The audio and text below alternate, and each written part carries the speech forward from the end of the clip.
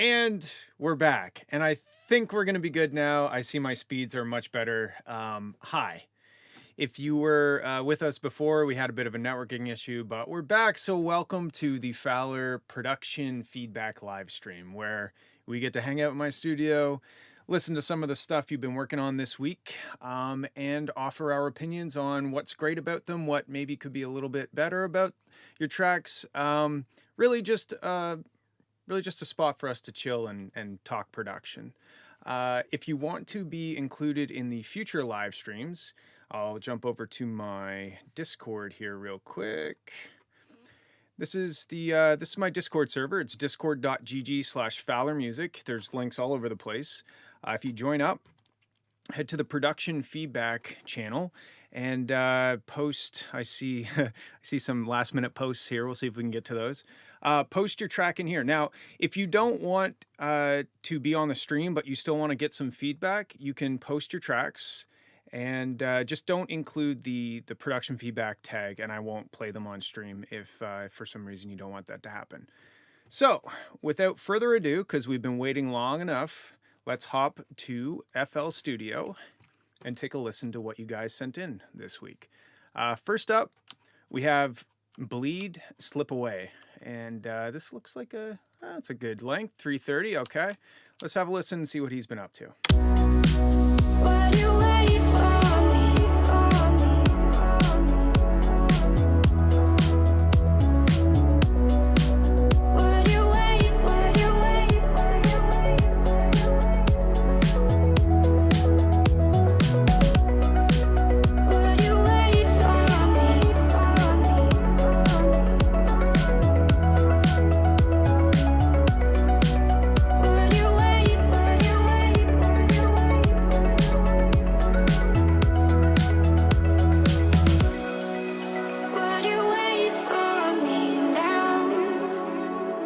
Okay, so right off the bat, yeah, this is super pretty. Love the vocal on it. I feel like maybe chopping that intro in half and then having like a clap come in or something to keep the pace here. I do kind of feel like I'm excited to hear what's going on here. I got a little taste of it there before my internet crapped out, but maybe I just feel like maybe a clap during this little breakdown section.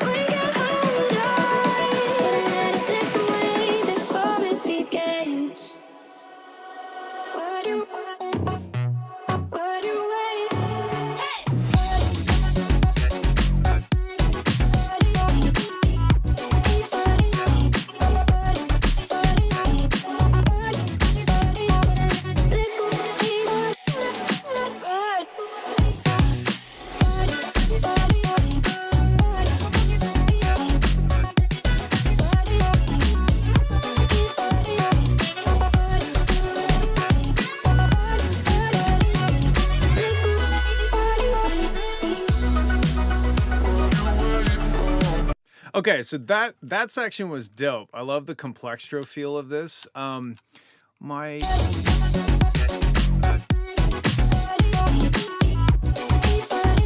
I almost feel like where you kind of have like a breakbeat style beat happening where we have claps / snare happening without a kick drum. I kind of feel like that the snare should have a bit more bottom end to it, like more punch to cut through, especially where the side chain is happening. Like right here. The clap is just the track is so chunky and like girthy, but like that sometimes the clap happens without a kick and it just kind of feels a little naked. So maybe like a glitch hop snare or something with a little bit more bottom end to justify the side chaining.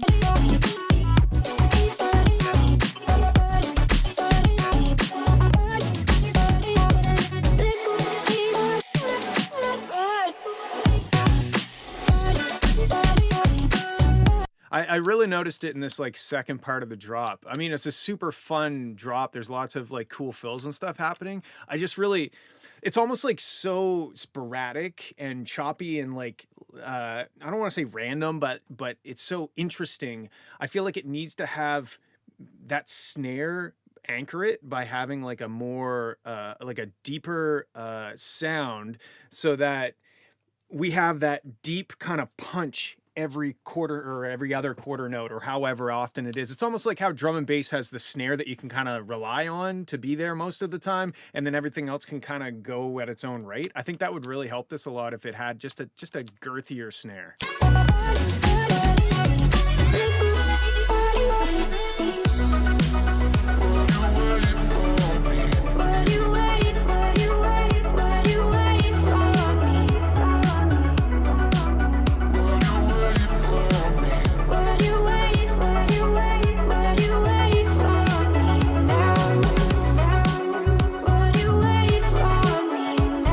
It also maybe feels a little sub heavy, like the really bottom end sub kind of feels a little disconnected from the rest. And I know that that's a common thing that I say on a lot of these tracks, but just a little bit.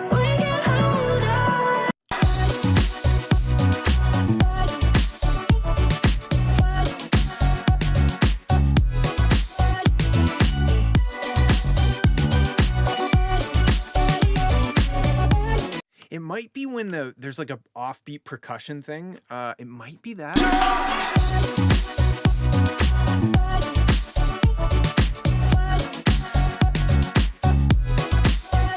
I really like that sassy chord too, but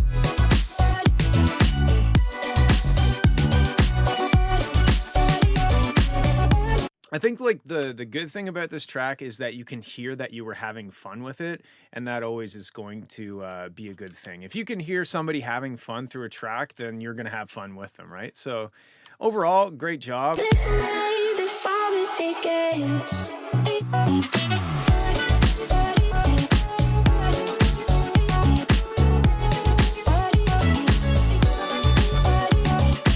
And maybe bring some of the top end out to bring some of the character out of the bass, like the slappy kind of funk electric bass sounding thing. I don't know if it's a real bass or a synth or what it is, but it's a little muffled. Like I feel like it's a fun element and it's funky. So like adding some air to it or some top end to give it a little bit more presence in the mix is going to help a lot.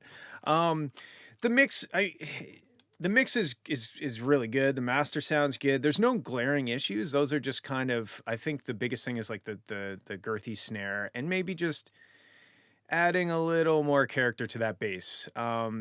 So let's get, Net Felix said that he uploaded a higher quality version, and I'm all about the higher quality version. So let's grab that real quick and use it instead. Okay.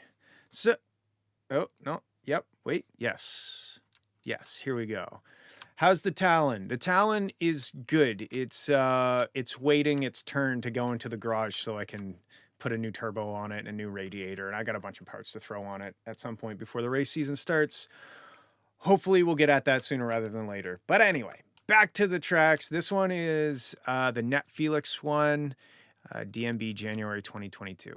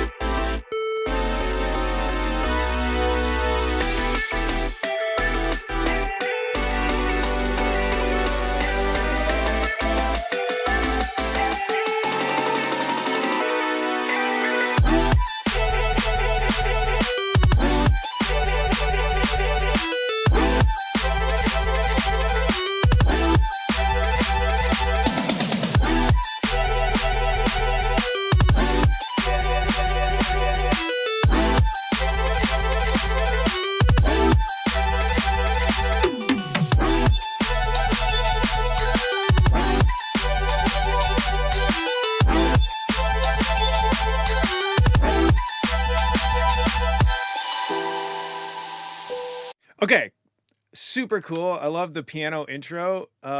It's another sassy, funky track. It kind of is a good it's a good follow-up for the last track. I just see Eswin saying, was that the fucking Tom Phil from Never Gonna Give You Up? I can definitely see how that would come across in that way. Now overall sonically, it's pretty good. There's kind of like this, I think it's mostly that this thing, I think. Yeah, that synth, it kind of is a little abrasive at times. Like,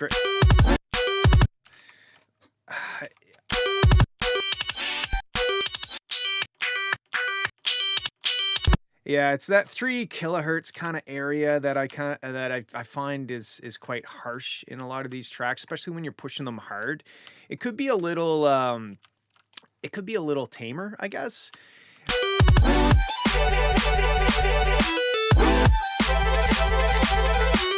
I also feel like this snare could also have a little bit of girth added into the bottom end. It's a little shrill, like it's a little I hate using the word tinny, like ugh. But yeah, it's a little like it's just a little too much and not enough like like that, like the bottom fundamental.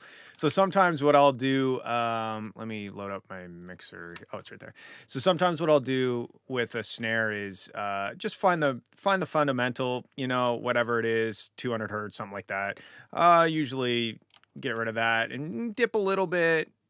You know, this will just give a little bit more punch to the snare. I don't know where your fundamental is, and I'm not on the master bus anyway. But yeah, I think having that snare a little bit less harsh and more oomph would help. Yeah, that synth is just it's a little hard on the ears.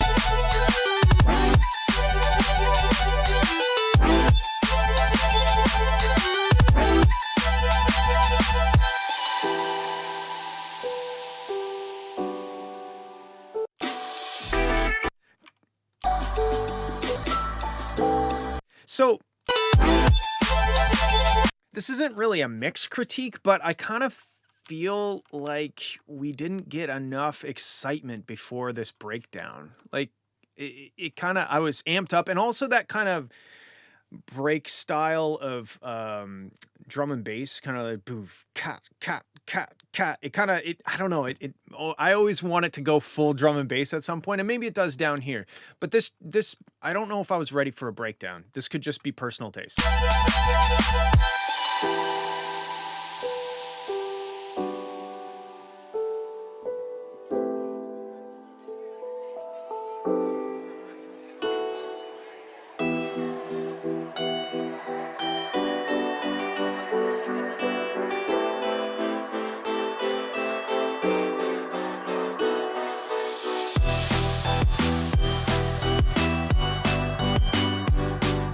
Okay, so this the guitar sound slash harpsichord, it's kind of like in that uncanny valley of sounds where it's almost real but not real enough, but also kind of fake but not fake enough. Sometimes what I'll say to people doing this sort of thing is like lean into one way or another. If you want it to sound like a fake guitar, make it like, ooh, fake guitar. Or if it's a real guitar, pay your friend or just get your friend to play on it or something. Or keep it the way it is if you love this sound. But to me, it just is a little too general MIDI sounding.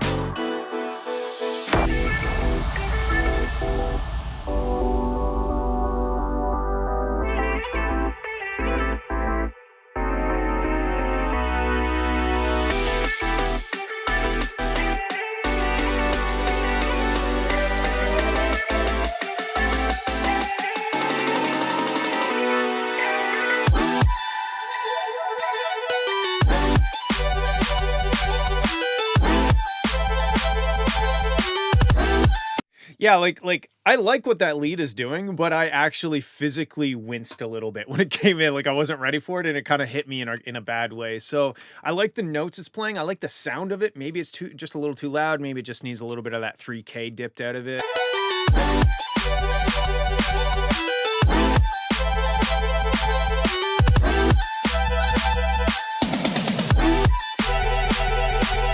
I do love that you actually use that.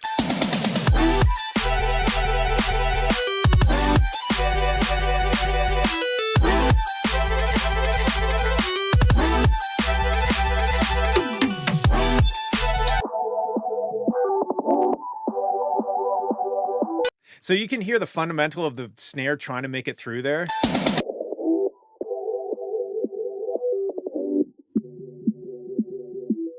But it's just not cutting it. It's not cutting through enough. So I think, yeah, emphasizing the bottom end of the snare, or kind of artificially adding the bottom end, or maybe switching the snare out, I think would be good for this.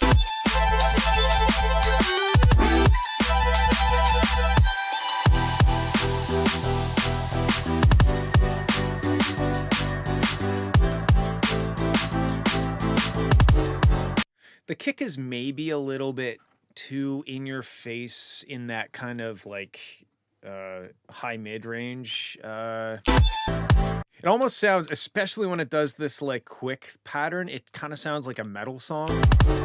Like I kind of expect it to be like, you know, like a big metal song, but it's not bad. It's just I would maybe audition a few other kicks.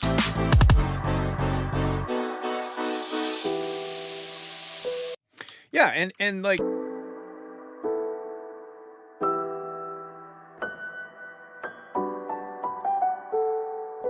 that's a sick piano thing. I don't know if you played that or if it's like a loop or something, but it's super. I feel like James Bond is either going to murder me very soon or make love to me very soon. I can't tell, but that's what that piano reminds me of. So yes, very good. I love the piano sound. I love the overall melody and progression of the track. I just think that the snare being a little bit girthier, again, same as last track. And maybe experiment with going full drum and bass besides, like you went to the full drum and bass pattern in the breakdown, but it kind of feels like a kind of like a half measure or something, you know what I mean? Like you didn't fully commit to it. It's just part of the breakdown. And then we didn't get that full drum and bass pattern at any point during the main drops. But yeah, those are my thoughts. Do with them what you please. Let's move on. So this is not Maddie. I asked him what the song was called. He's in Australia, so I imagine there may be some time zone problems. I don't know what the song's called. We're going to call it Not Maddie by Not Maddie. Here we go.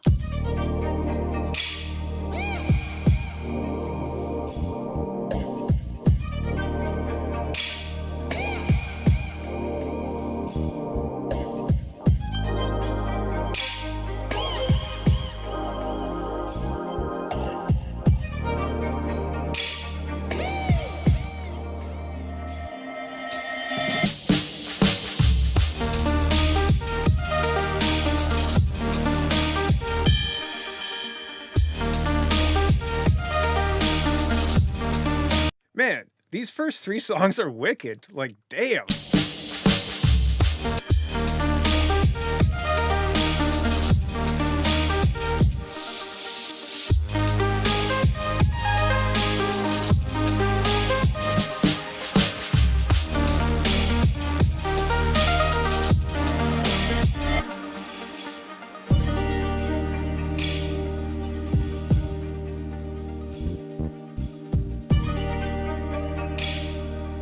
Okay, so my main criticism at this point is this, like, whatever that side stick slap sound rim shot thing, it's kind of painful. I find when there's snare sounds like that, they're just unbalanced. You get all this energy in the top, you know, bright areas, but there's nothing to reinforce what's happening for like impact or oomph. I guess, is this like production feedback stream or is this snare production feedback stream? It's really hard to say at this point.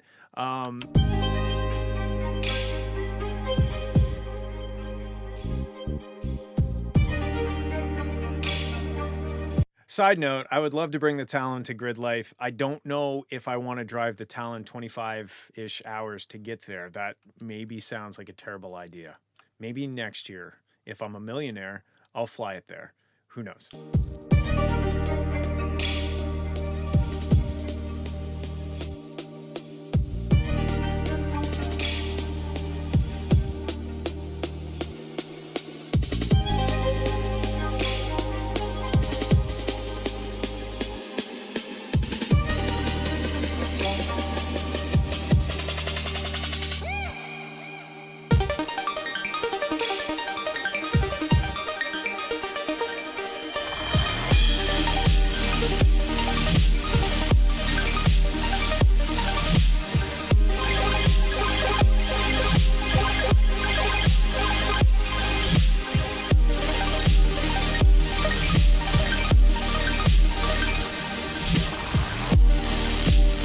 Okay, so the drop is a bit of a mess in terms of, I think mostly master, to be honest. I feel like this is going for wall of sound loudness, and that's kind of not playing to its strengths. It's almost sounds very scooped or something. Like if I go, let's. Why am I not? What have I done? Ah, I see.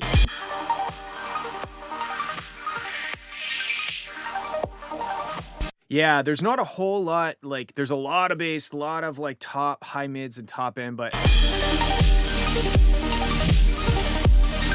it kind of just feels pushed too hard, like in the, I'm willing to bet it's in the master bus. I'd be interested to see what it sounds like without the mastering effects.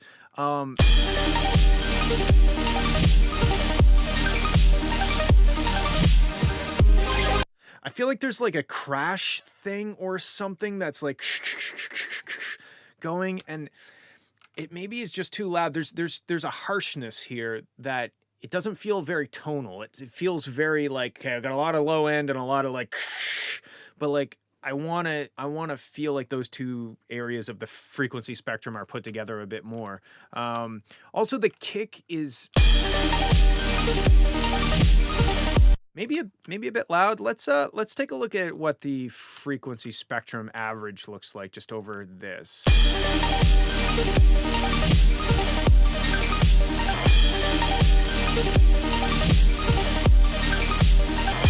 Yeah, so if we look at the frequency spectrum, you can see this kind of, there's like a large presence in the very bottom end. There's a lot of this top end stuff, but you can see this dip here that's kind of indicative of that scooped out kind of like a metal guitar almost. You know how you scoop the mids out of a metal guitar? That's what it kind of reminds me of. Musically, this is dope. Like it's very mystical, maybe. I don't know what the proper word is, but it's definitely very strong creatively. I think where it's lacking is mostly just in the mix and the master. Like let's look at.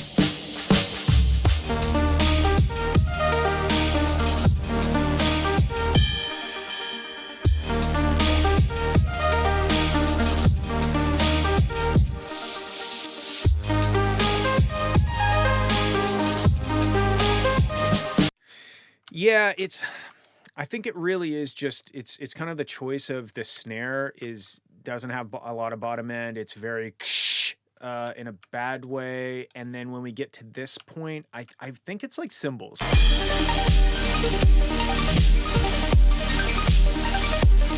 There's just like this like white noise that's going with it the whole time. And I think it's just a bit too much. But if you want to send this track to me unmastered, I'd love to have a listen to it, see if maybe it's something you're doing in the mastering bus that's adding that harshness, or if it's maybe something in the mix. Overall, once again, another dope track, very cool, very unique, and I like it. Okay, here we go. Mr. Paranerd. I know this guy, he's a cool guy from Moncton, makes very cool IDM tracks. It was a little quiet So I normalized it, but let's go. He also, I may be wrong, but I'm pretty sure he does all of this on hardware.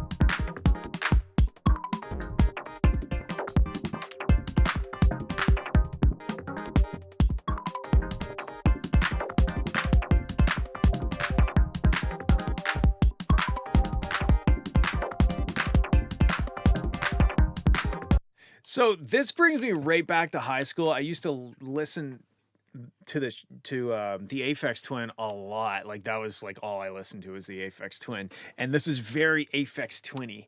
It's kind of it's in its own style, so it's hard to compare it against like the track that we just listened to. But this is very cool in a very unique way. Uh,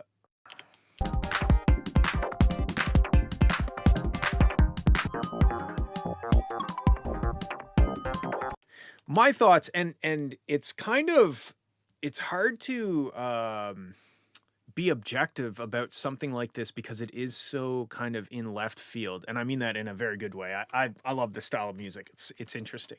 Um, if you, I'm pretty sure you do all this on hardware. If you could like stem it out, and maybe you do this, and if you stemmed it out, then I think you can mix it maybe a little bit better. I feel like the kick.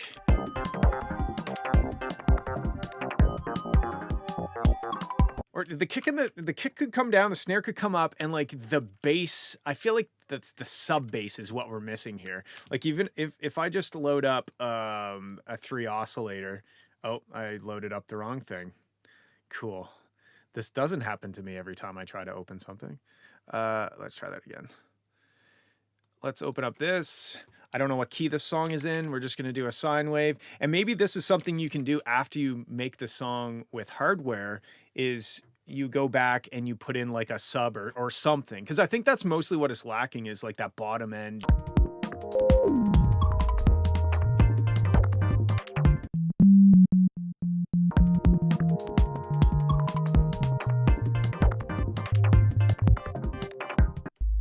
I think it's in G sharp, so.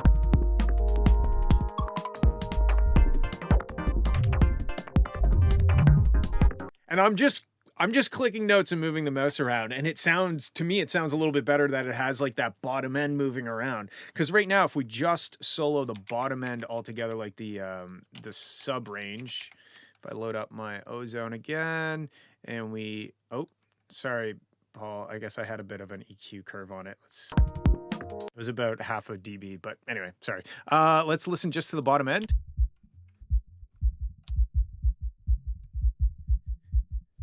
So to me, I would like to have that filled in, like even just with a sine wave like this.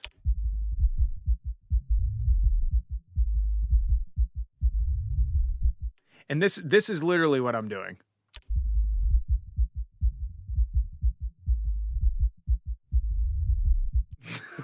So like I think that would make this track feel a little more cohesive if the bottom end was more than just the kick drum. Besides that, this is probably going to be one of the more unique tracks we hear today, and I love it for that. Again, it's I don't like comparing artists to artists. I think that's kind of I don't know. I don't really like when somebody listens to my stuff and says that I sound like somebody else. So I really shouldn't say this sounds like Aphex Twin. It doesn't. It's just in that same kind of IDM ballpark. The thing that makes this even more cool is that, like I said, I'm pretty sure he does all of this on hardware, which to me, put me in front of a computer, that's fine. Put me in front of a bunch of hardware and I could probably make some sounds. But anyway, I dig it. Thanks for sending. Okay, this is the mix one. We're going to skip that. So the next one is T-Timers ID.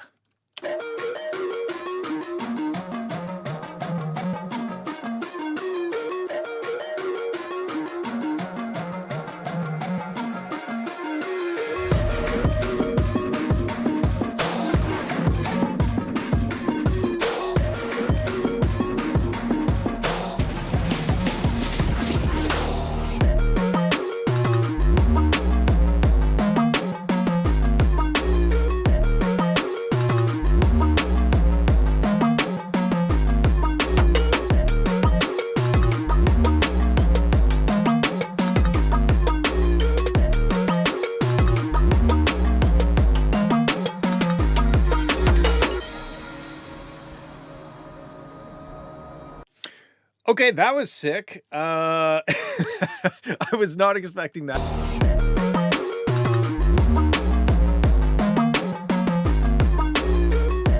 I feel like the kick drum could maybe cut through a little bit more, maybe be a little bit louder, maybe have the side chain a little bit deeper. It kind of, when you compare it to the snare, it's maybe a little not present enough.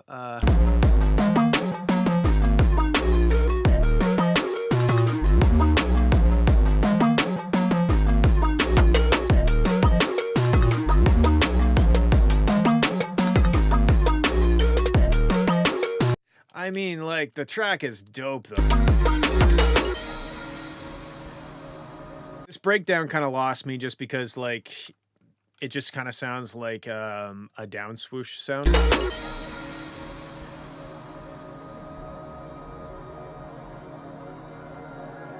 Like, maybe have like a lo-fi do-do-do-do-do-do-do thing carry through, or something to tie this with whatever's going to happen here. I just kind of feel like I feel like this is missing, like you're not done this part, which is maybe what it is.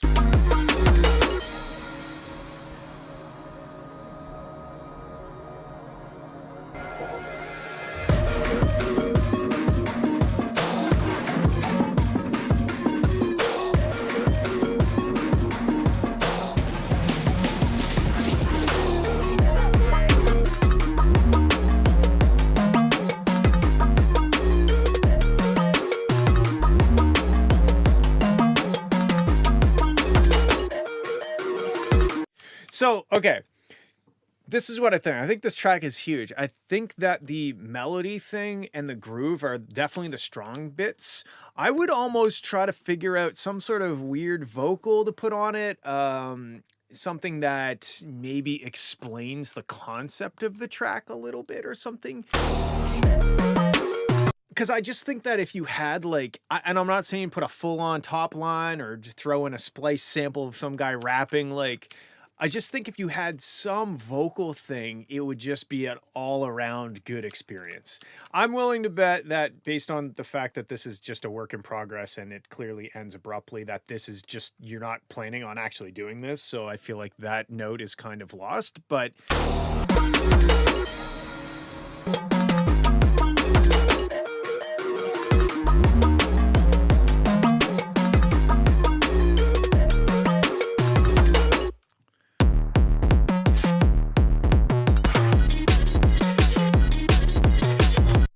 that's funny. I'm not sure if I would throw that in there, to be honest, but that's just me. Having some sort of reharmonization or something with the melody playing, maybe in the background or in a breakdown. So if you have the arpeggio do do do do do do do, and you're playing some lush chords over top of it that are like evolving and moving, that could be really cool too. But if you had some sort of vocal that addresses the weirdness of this sound, or like the kind of larger than life or something, I just think that this track would be dope. It already is dope, but having that vocal and a well-rounded arrangement, and this track is huge. So don't really have any criticism on the way it sounds.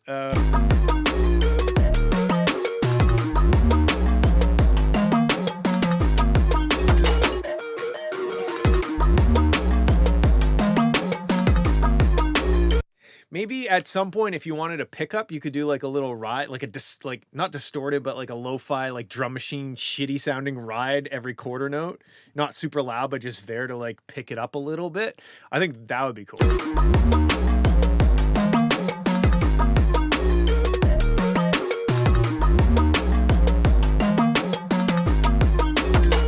I mean, I do kind of hear like a rappy like at the end there.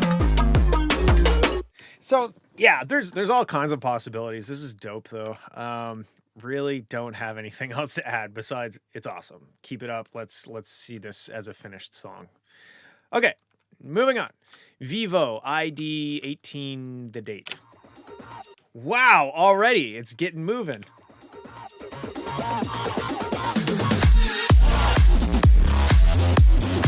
Okay, we did not, there was no foreplay in this one.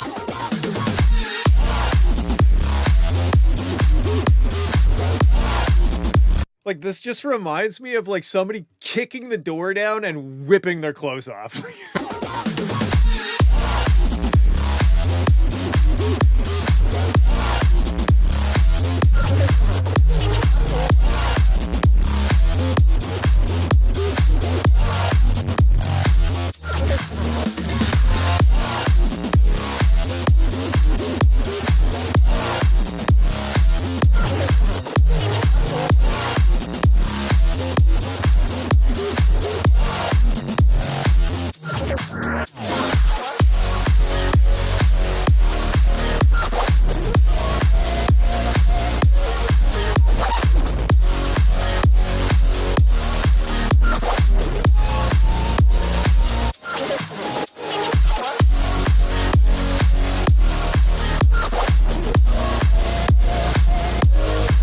Okay, this is dope. I have some definite notes on the mix, and the biggest thing I think is that the kick is just really, really loud. Like, it's overpowering.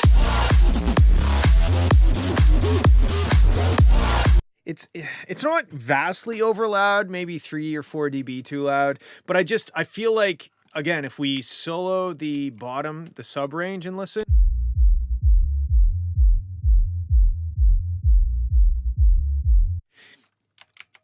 It's just, you don't really hear a lot of the notes that are being played, and I like the lo-fi crunchiness of like the mid bass or the top bass, like the character bass. I like that, but it's kind of not powerful compared to the kick.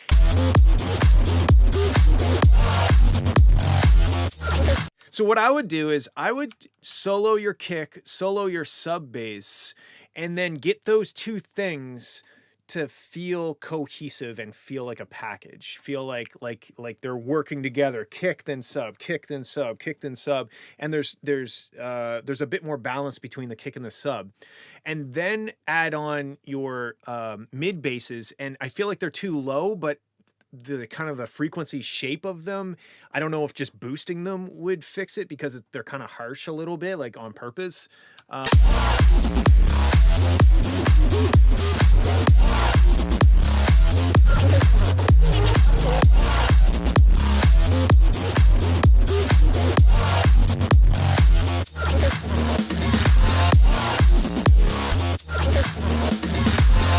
I also think, and this is very Fowler style, but like right at this fill or this turnaround, that sounds like the excision or whatever banger fills. I think I have those too. But anyway, yeah, I would like drop the stuff out and have like like, so it's more of a moment, right? But I think the biggest problem with this is just straight up that the kick drum is like womp womp womp womp, and we don't have any womps in between the womps. You need the womps between the womps.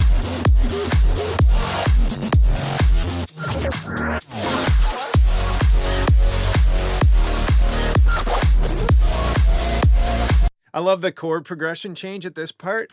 Obviously, you know, this is just a whip, but I think that starting the track, I don't know, I kind of like the kick in the door with my pants off vibe.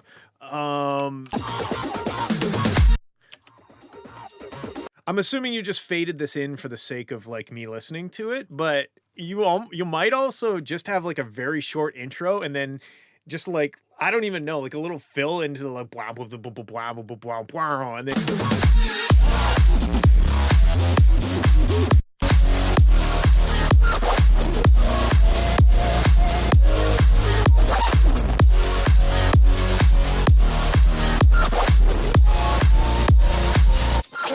okay, so if we look at the over on the spectrum analyzer, you can see, I can almost guarantee you this hump right here is the kick drum. I bet you if you mute your kick drum and you look at what your master is doing, I bet you your master limiter isn't doing a whole lot until the kick drum comes in, right? So you can kind of bring that kick drum down, and maybe that's all you have to do is just drop the kick drum a bit and then hit your master a little bit harder. And because of the reduction of the kick, you would be able to hit it harder.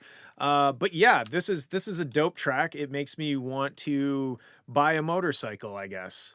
Okay, moving on. Great job. Turn that kick down. Here we go with another Westbrook. I tried to say Westbrook last time, and apparently it's not Westbrook. I still need maybe Kyle to send me a Snapchat with how to actually pronounce it.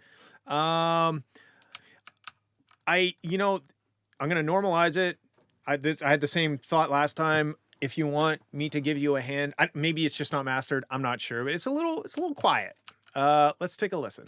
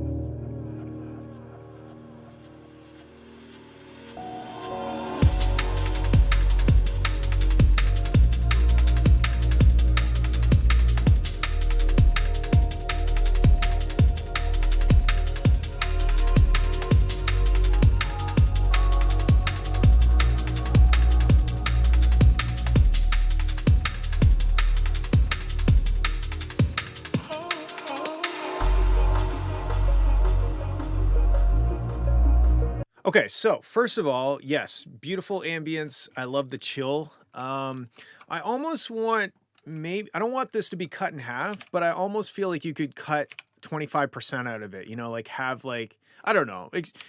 Maybe it just needs some more, oh shit. Maybe it just needs some more interesting elements happening, even just little zips and zaps or like little ambient stuff, just to keep my attention a little bit more. And I know that the style is to be ambient and not in your face. So yeah, I think it's like dope. It definitely puts me into a headspace, which is cool. The kick drum and sub are too loud, I think. It's similar to the last comment that I had when you submitted that track before the live stream. I don't know if you're side chaining, but I know the sub is kind of phasing in and out, and that's part of it. But I do feel like there's interaction between the sub bass and the kick drum, which causes some kick events to sound louder than others, right? So like when the kick is in phase with the sub, the kick sounds louder, and then every once in a while the kick will be less present, and it just doesn't feel very controlled in that way. I also feel like the kick, it almost sounds like it's made out of like a top kick and a sub kick, and that's it. Like I feel like the kick itself, maybe you might just find a better kick and then turn it down a little bit.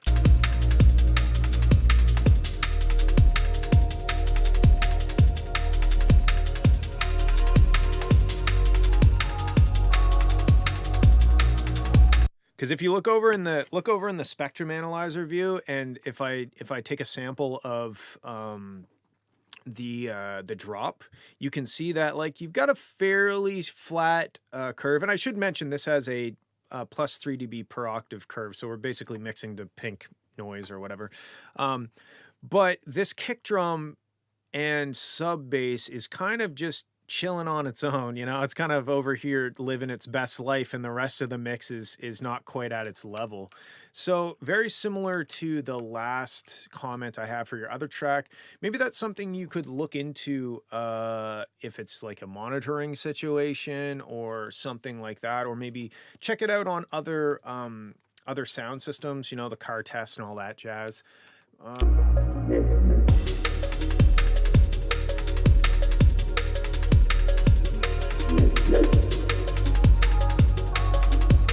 The thing I like about the phasing is at first I was waiting to see. I was like, is that intentional or is that just like sub bass phasing? But the phasing is going in time with the music. So I dig that. Like it's kind of wow, like it's moving with the music. So I do like it. I just think it's too loud.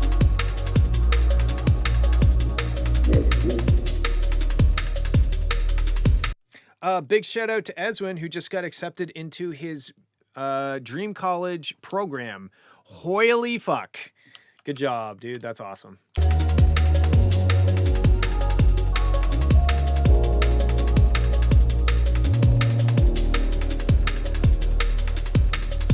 Musically, this is dope. Groove-wise, it's dope. I feel like the piano, I like how subdued it is in the intro, but I don't know what piano plugin you're using, if you're low passing it, if that's just the sound that it is.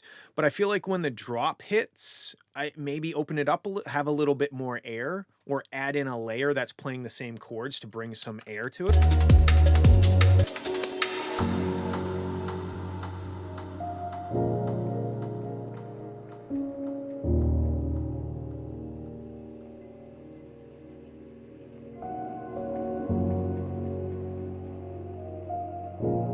This is like, it feels like a rainy day to me, like in a good way, like a nice rainy day.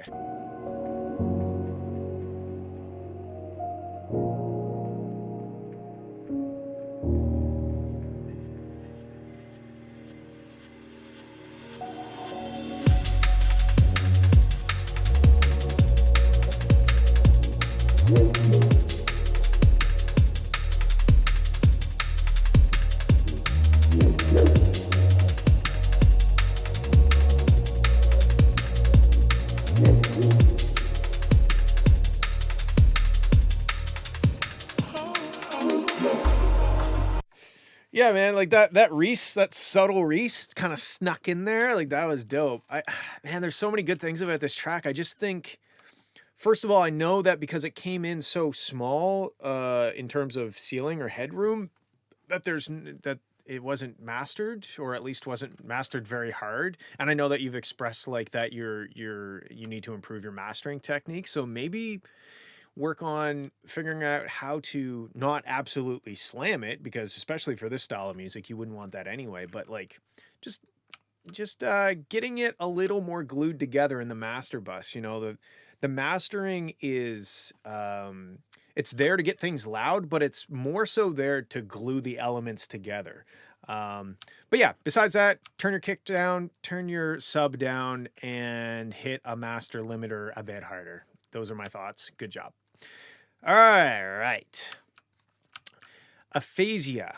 That sounds like a video game where you hunt ghosts. I hope that's not offensive. Let's go. Oh, also, let's normalize.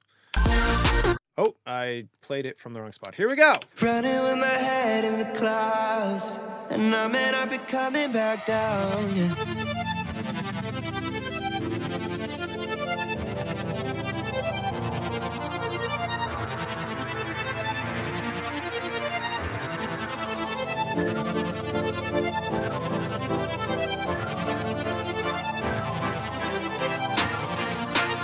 Running with my head in the clouds, and I may not be coming back down.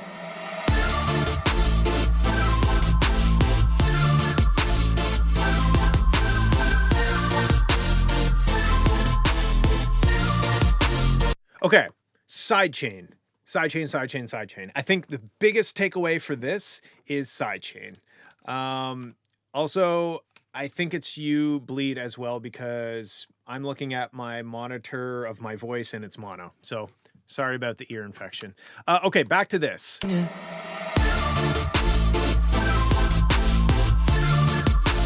it's mostly going to be sidechain to start. Like that's going to transform this track. It's going to add 62% quality if you add a sidechain to the kick and probably the snare.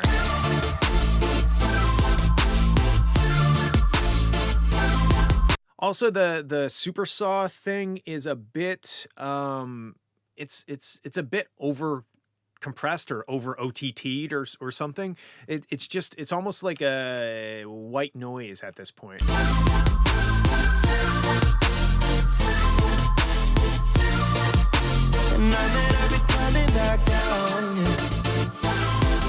That was cool. I like that moment.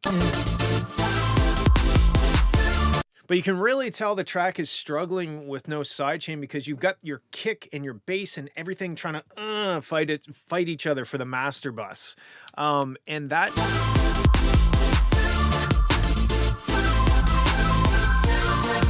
also, like the super saw thing, maybe have a low pass filter that moves around every once in a while, brings it down, gives us a break, because that super OTT'd super saw sound, I guess future bass, I don't know, future something or rather, is it's very and just like maybe having a low pass to like play with that a bit might help. But the biggest thing this track is going to need right now is just side chaining.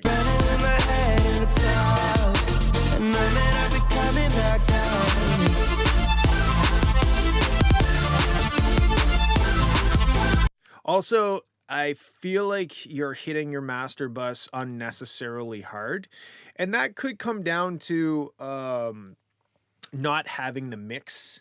Like I find a lot of people, and I'm guilty of this too. I'm just a little more mindful when I do it. A lot of people will slap mastering on the track and then forget about it almost. Like they'll just be like, all right, I'm going into Maximus. I'm making it loud. All right, let's go. And sometimes you do that and you spend like a couple days on a track with the mastering effects on, and then you turn the mastering effects off, or you don't. But if you did, you would hear like, oh my God, like that kick is 14 times louder than everything else. And it's causing the master compressor or limiter to really pump and work hard. So I think one thing you could do too, besides the side chaining, is, I know it's painful, especially if you're comparing yourself to other tracks or you're A/Bing against tracks, but like turn your master off and just see how good you can get it to sound without the master compressor. Because sometimes people will lean on the master limiter or the mastering effects to fix problems in the mix, and that rarely ends well. Most of the time, getting your mix in order and then hitting the master compressor in like a more strategic way is the way to go. Yeah, sidechain and mastering, I think, are the two big ones for this. Running with my head in the clouds, and I may not be coming back down.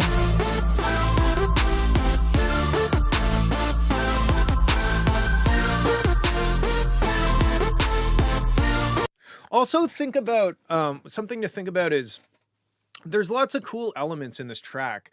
They're all kind of on top of each other a lot of the time. So like there's like this lead, the dun, dun, dun, dun, dun, thing that just came in the second drop.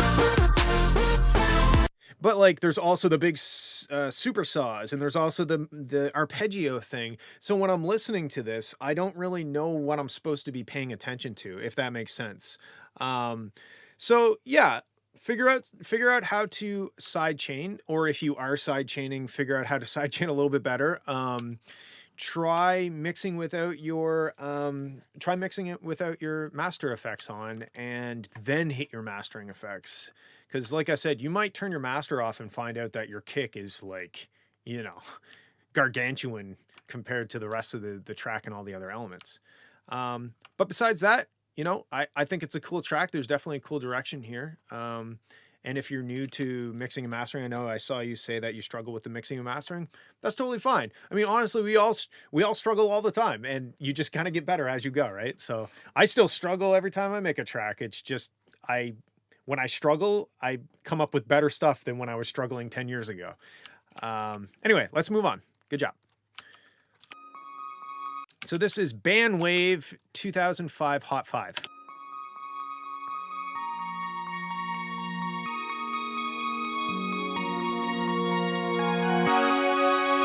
Also, before I do this, I should say, if you go on my YouTube channel, there's a playlist called Music Production, and I think there's some really good tips that are a bit more put together because I made it into a video as opposed to just talking off the top of my head.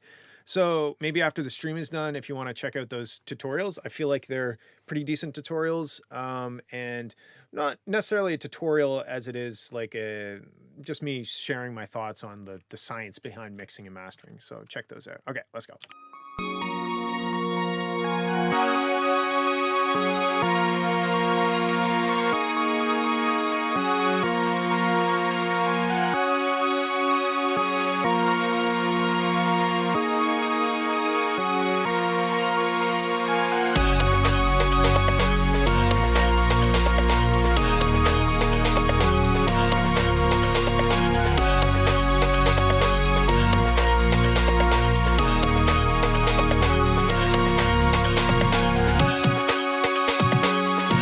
Fremma Pekin. Ha ha ha.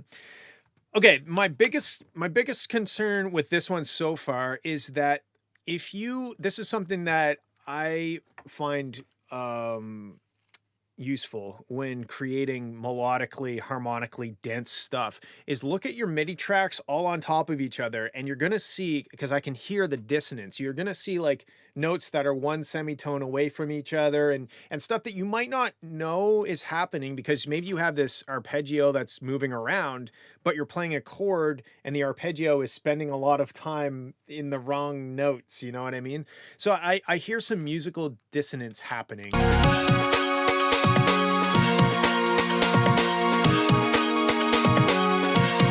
The chords are a bit static or stagnant, like they're just doing the same thing for a while.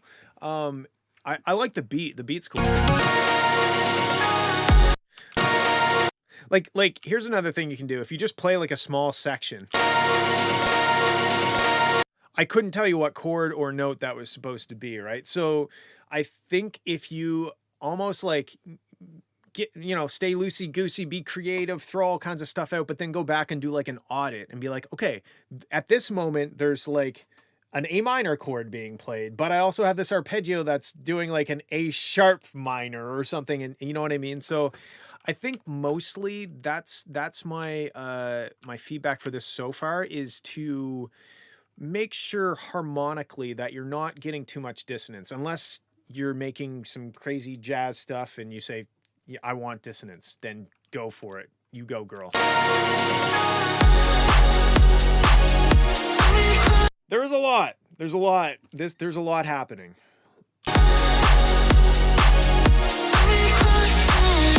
Sidechain, again. So sidechain is going to be your friend.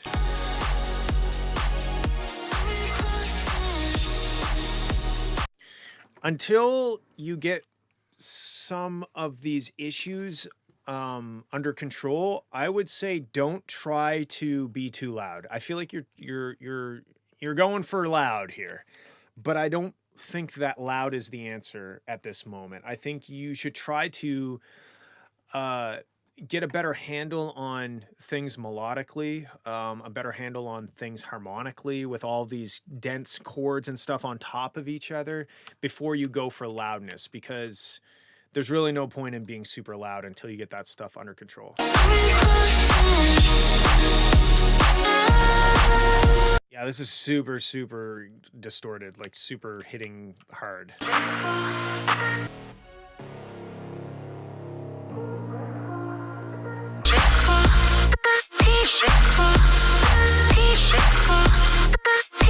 This part's really cool. I feel like this part would be so much better if it wasn't super duper crunchy, distorted. Like this is a cool spot.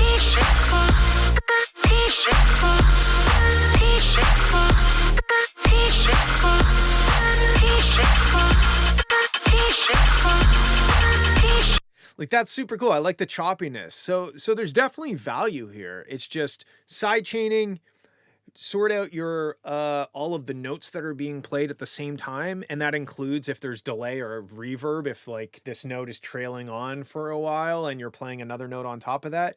Just go and make sure that you're not getting too much dissonance or too many kind of wrong notes, being played. But yeah, sidechain, don't be loud, figure out the density of the melody. The melody. All right, moving on. Beyond the Fox, Into the Storm. That looks like a very transient boy. Let's go. Sorry, Into the.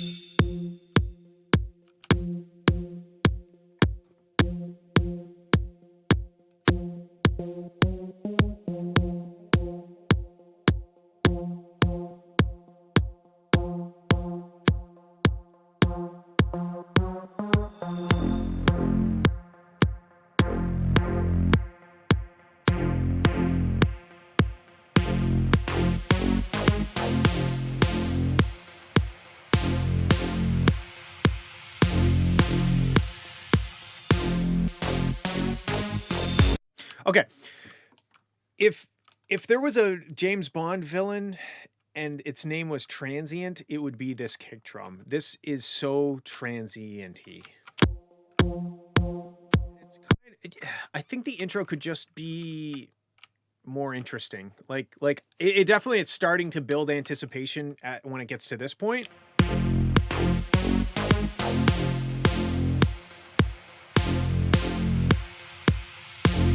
Like I now all of a sudden, once it got halfway through the intro, now I'm starting to feel like danger or whatever emotion that is. My fight or flight response is being triggered. So that's cool. That's good. I didn't really get a whole lot of that until we got to like here, right? So I'm not saying the intro has to be that short. I'm just saying the start of the intro, all I'm thinking about is how transient-y the transients in this kick are.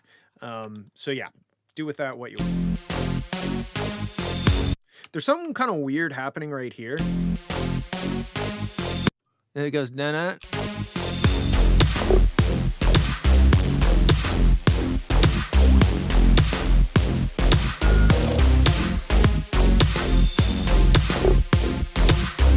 Okay, I feel like there are two bass sounds playing two different notes or something. It almost feels like it feels like a bass player playing guitar like bar chords.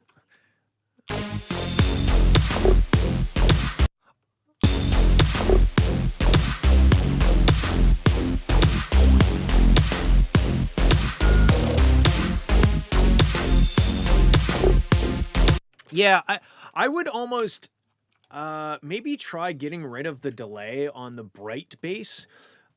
And there's also like the high resonant. If that's part of the sub bass, that might be what I'm hearing, because that resonance might be really boosting up like a second or third harmonic in the sub bass. There's just, when I listen, like let's listen to the sub range by itself.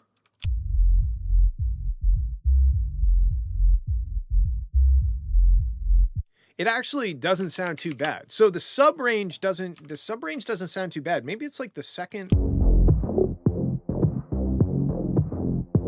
Yeah, like that doesn't sound like a solid note. It sounds like a bar chord, like you've added 5 semitone or 7, 5 or 7, whatever a bar chord is, 5 or 7 semitones. Try taking all of your bass. Okay, try this. First of all, sidechain, figure out sidechaining. Second of all, try muting the delay on the bass during the drop. And third of all, make sure all of your bass sounds are playing the exact same notes at all times, at least for this. I'm not saying that's always the way it's got to be. I'm just saying try it and see if it hits a lot harder. I think with sidechaining, less delay or no delay on the bass, and all the bass notes playing the same note, I think this would hit a lot harder. So let's continue.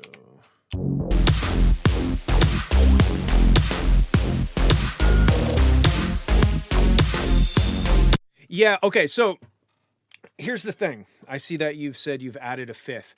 So if you add the fifth, try adding it a fifth, an octave up. It's when you get down into those low frequencies where the difference between each semitone is only a few hertz. That's when things get really muddy. And it's almost like bass players shouldn't really play bar chords way down in the scale, because it's just a muddy mess almost, right?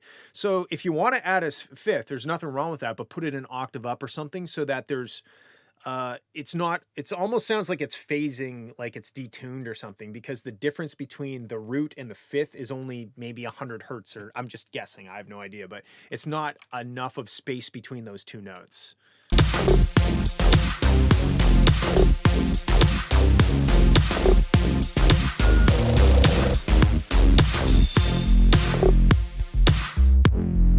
I like, it's definitely got some cool vibes. Like it's got like that danger, like the robots are coming kind of vibe.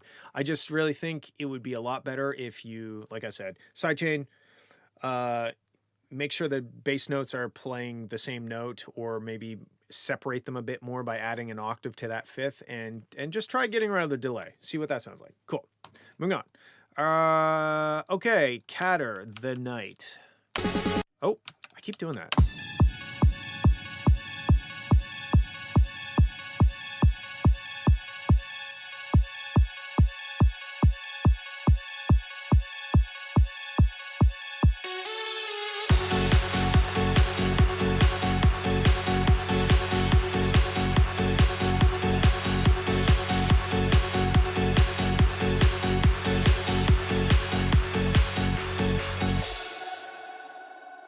Okay, cool. I love it so far. I feel like we got things moving, I was vibing, I was moving, I was nodding my head, I was tapping my foot, and then you pulled it out from underneath of me.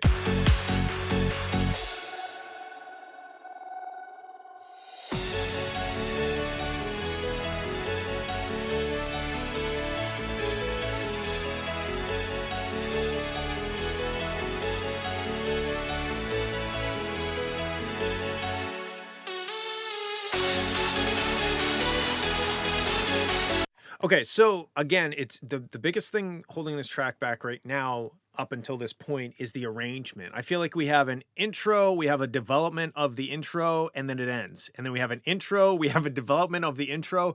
Like, to me, the track should be a journey. And I almost feel like the journey started and then we forgot something at home and we had to turn around and go home and then start the journey again. You know what I mean?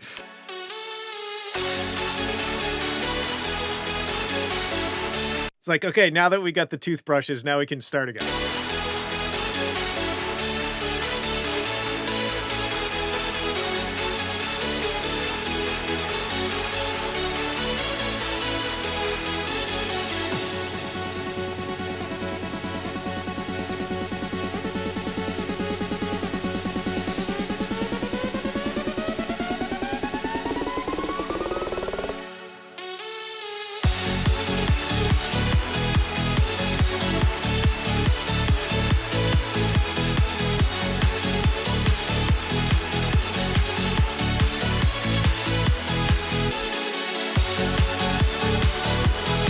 Okay, so again, with the, this, see how you do this? You go, and then you go,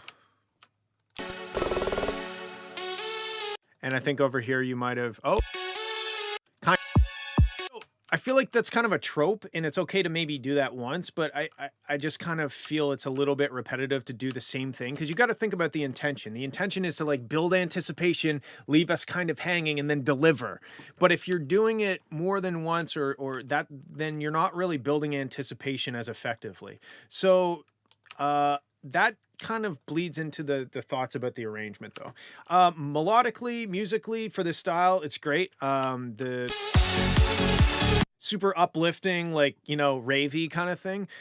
The balance is very bright, especially for this kind of music. So like, if you look over at the spectrum, I'm going to clear this guy out, and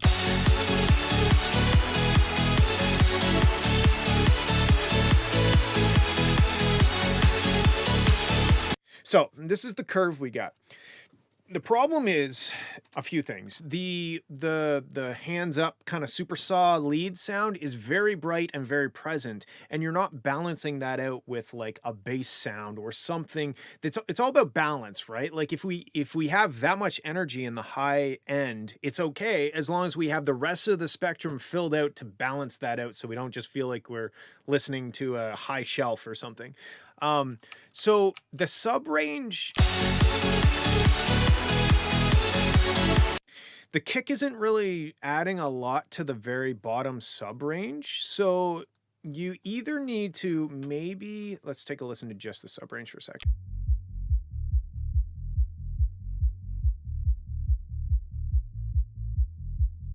The kick and the sub bass don't sound too far off of each other, but the whole sub range, like I could probably boost that up.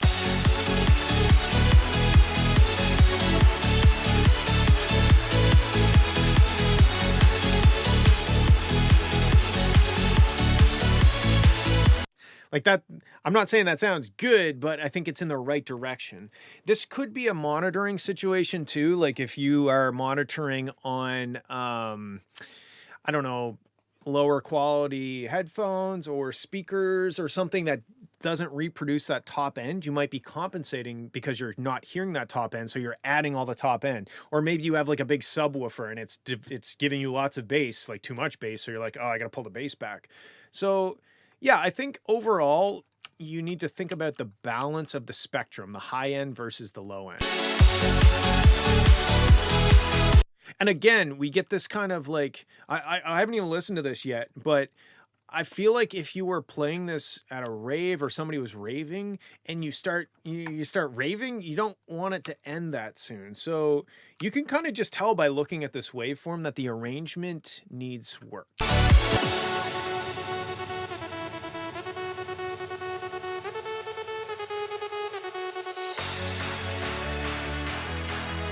Like on their own, these sections are fine. The breakdowns.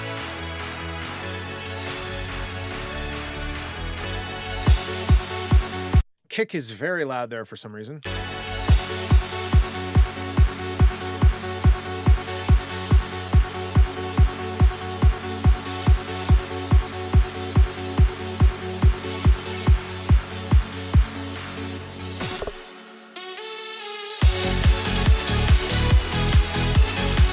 Yeah, okay, if we ignore the mix problems with the balance of the low and high and just look at the arrangement, I think that it's kind of very starty stoppy. It's very like we just get going and then it drops out and then it builds us back up and we start going and it drops out. So maybe try to think of this more in terms of an arc. You know, we have a start, we have a kind of a target or like a destination. We get there and then we you know, whatever happens after the destination.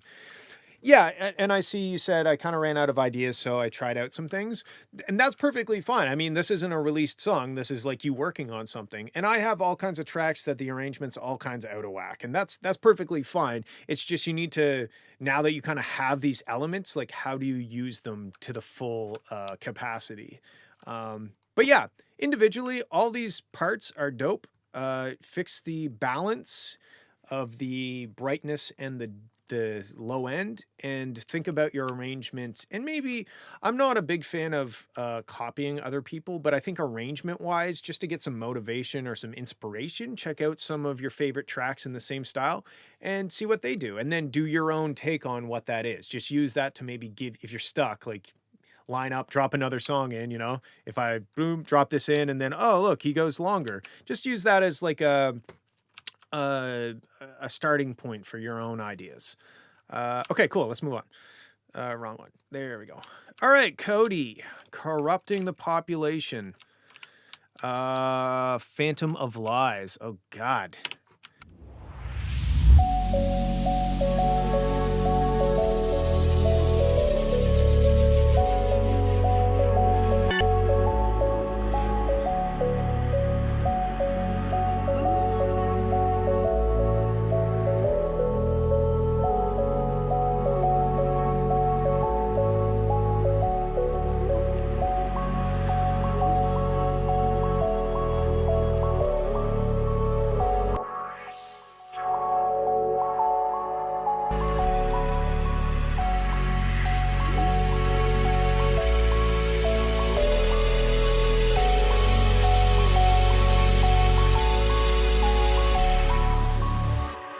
Okay, musically, I love what this is doing. It's building my anticipation for something horrible to happen, which is amazing. I do think that that piano sound has a lot of energy in the 725 hertz range. If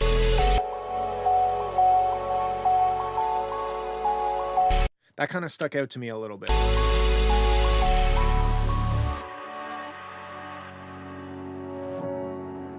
Barely breathing. The light that was near is so lost to me. It's so dark in this place. I wait patiently for as long as I am me.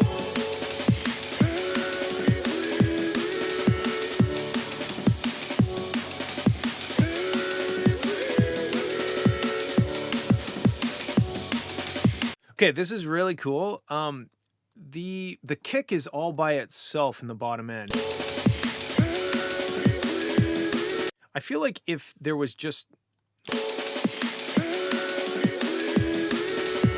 it's almost like the presence of that kick implies the presence of sub or bass, and it's not really there, so that feels a little weird to me.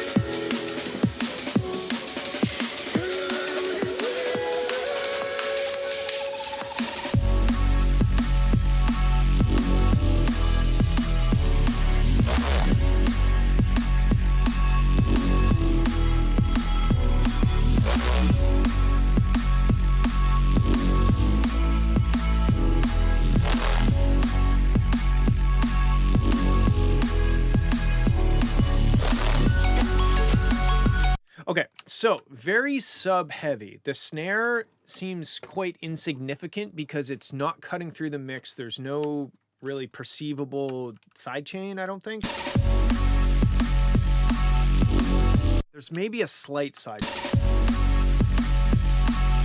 But if you look over at the spectrum view, you can see that you're from like 400 the whole just realized the whole time my Mac audio output was slightly panned right. Oh, maybe you never had an ear infection. Yeah. So this from 500 hertz down is very loud, and this might be a monitoring thing. I'm not, again, I don't know what kind of monitoring situation you guys are using. Maybe that's something that you could tell me when you post. I'm not sure if that's valuable or not, but if we listen to just the sub range,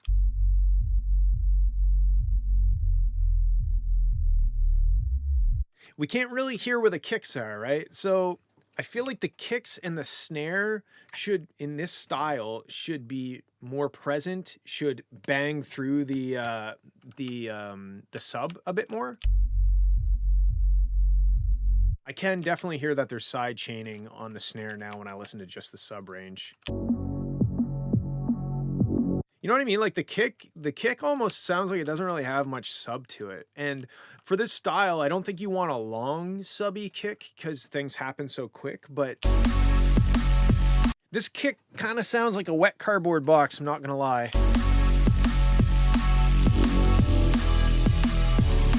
I don't dislike the sound of the snare. I don't think it's punching through enough, but I do dislike the sound of the kick.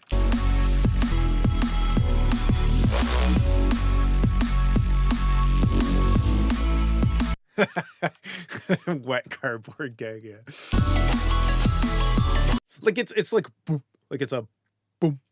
I don't know. That's the best way I can describe it. It doesn't have much transient. It doesn't have much punch. It's very roundy. I don't know. Musically, it's dope. Like the drum and bass, the Reese, all the sound design is cool. I just think that kick and the way that it's mixed and mastered is not doing the sound design and the musical aspect of it justice.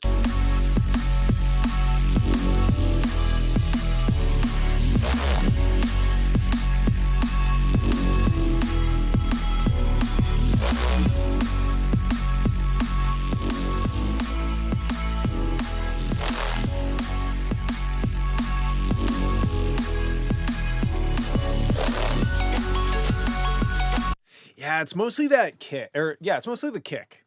It's just a little too, like, I feel like if the cardboard had like a 30% reduction in humidity, it probably would sound better. But honestly, I would just trash the kick and try something else. And get a little more aggressive with your side chain and your master. It's strange for me to say get more aggressive with the master. Usually I say the opposite, but you can see that there's quite a bit of headroom here.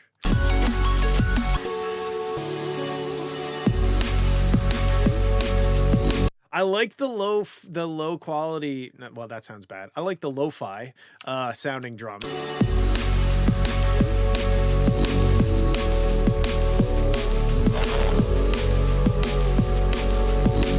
I feel like when the lo-fi drums come in, they kind of get lost in the mix. Like it's almost like the mix is unaware that the lo-fi drums have arrived and it's still doing the same thing. So maybe use those lo-fi drums as like neat little moments in the track, and maybe they don't go as long, but maybe strip out those mix and let the lo-fi-ness, the cool aspect of that drop out. Be more present. The opposite of what I said.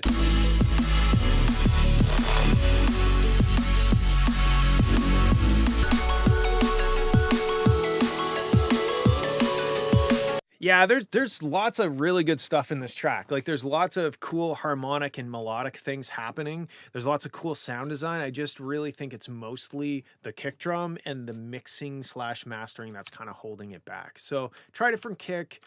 Be maybe a little more aggressive with your side chaining so those drums really cut through and slap me in the face. And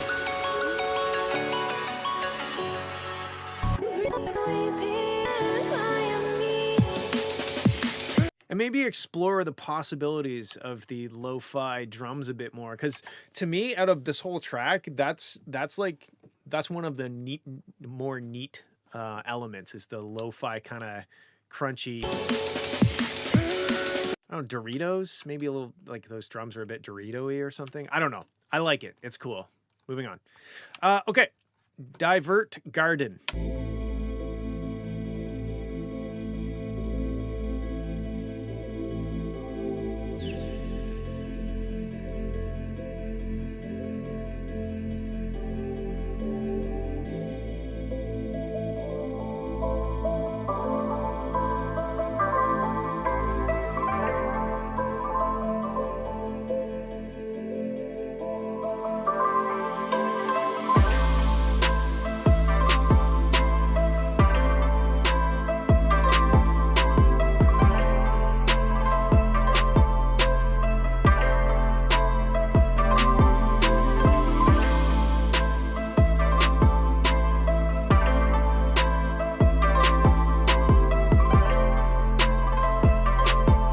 Okay, this definitely sounds like a samurai planting the heads of his enemy into a garden. Like this is very cool.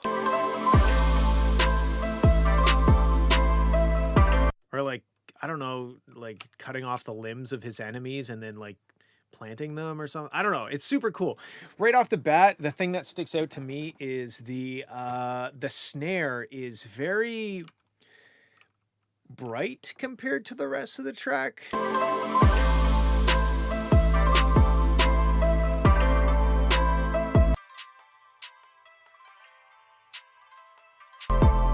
Like maybe have a, wait, did I drop out or are you guys just being question marky? Oh no, now I'm nervous. Nick is just cursed as well. Okay, fine. That's fine. Yeah, I don't know. I would maybe try like a lo-fi snare. Like maybe or you could take that snare and just like low pass it, or the track is so kind of like chill and textured in like this textury kind of way, but that snare is just like psh, like it's just like a, hey, I'm a trap snare, what's up? So yeah.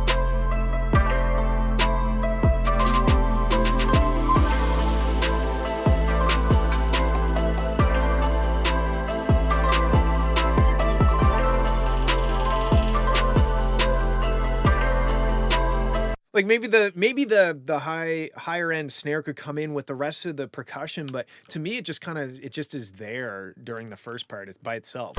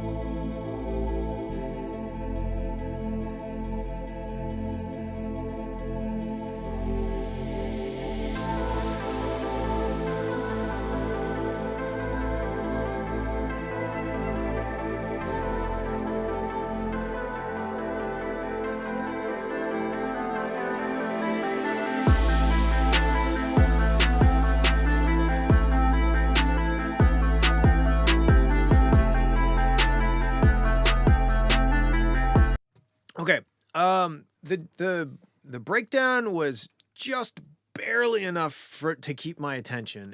I was like, do I want to skip? Do I not want to skip? So I feel like I don't know what you could put there, but it's just maybe needs just a little bit of one other element or something to keep it going. And then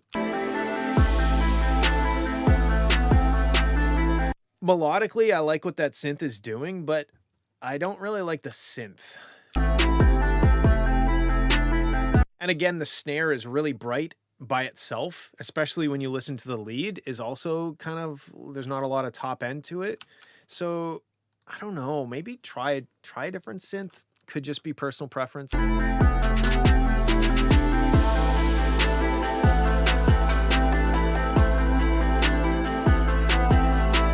mean, this is really cool though. I don't have many criticisms on this track.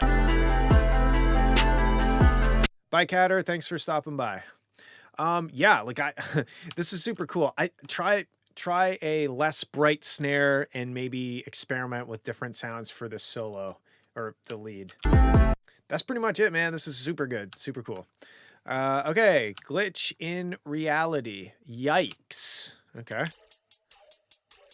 Okay, we got some hi-hats. We got some hi-hats going, cool.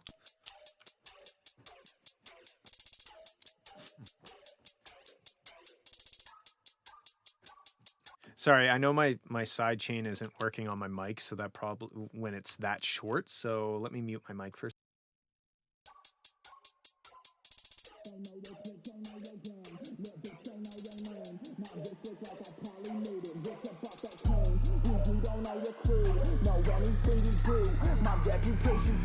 My net is through the roof. Don't know your clique, don't know your gang. Little bitch don't know your name. My wrist look like I probably made it rich up off that cane. Who you don't know your crew. Know anything you do. My reputation flawless. My net is through the roof. Don't know your clique, don't know your gang. Little bitch don't know your name. My wrist look like I probably made it rich up off that cane. Who you don't know your crew. Know anything you do. My reputation flawless. My net is through the roof. Don't know your clique, don't know your gang. Little bitch don't know your name. My wrist look like I probably made it rich up off that cane. Who you don't know your crew. Know anything you do. My reputation flawless. My net is through the roof. Don't know your clique, don't know my net.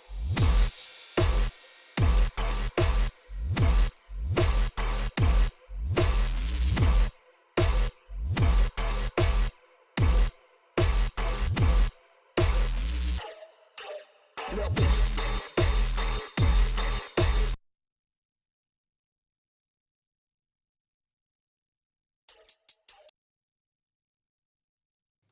Sorry, my mic was muted.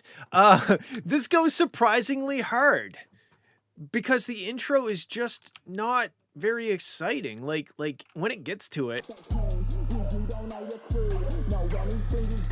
Don't know your gang, little bitch don't know your name. My wrist look like I probably made it rich up off that cane. Who you it's sick. Like it goes hard for sure. But this intro, it needs something. It needs to bring the same kind of energy that maybe not like obviously you don't want to hit them with the same energy as you do when it drops into it, but like, I mean, most people are going to listen to 30 seconds of a hi-hat and then skip well before it even gets to the beat. Now, maybe you were already planning on adding stuff in, that's fine. But yeah, little bitch don't know your name. My wrist look like I probably made it rich up off that cane. my other note is like, it just looks unmastered, especially for this style. You can get this style so crunchy and so loud because that's the style. Especially when it gets to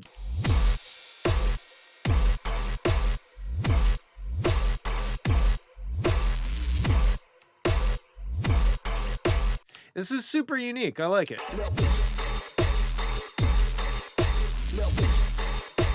This is kind of like punk rock trap. Like it's in your face. It's unapologetic. Yeah, I would work on that intro.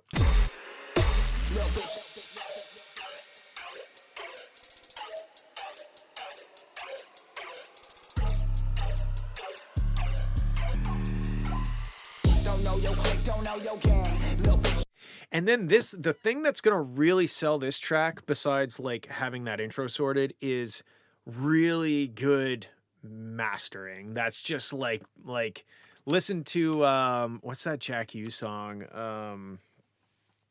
Oh man, Beats Be Knockin', and look at the waveform, and that thing is nuts. But Beats Be Knockin', I think is what it's called. Maybe I sound like an idiot. Maybe it's called something else. But maybe it's just Beats Knockin'. Whatever that song is, look it up and look at that waveform, and then do some research on mastering and get this thing like rocking hard.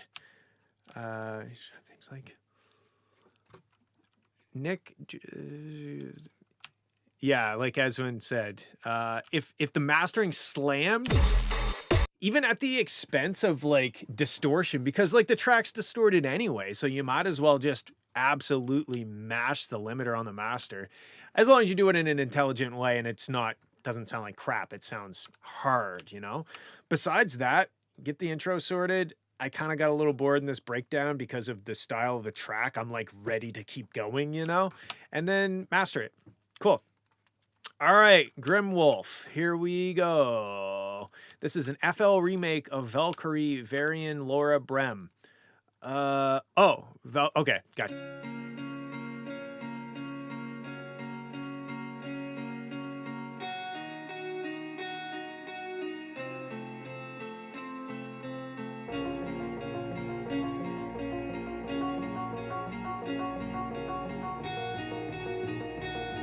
I should note that I haven't heard the original song, so whether this is a remake or not, I won't be able to speak to that.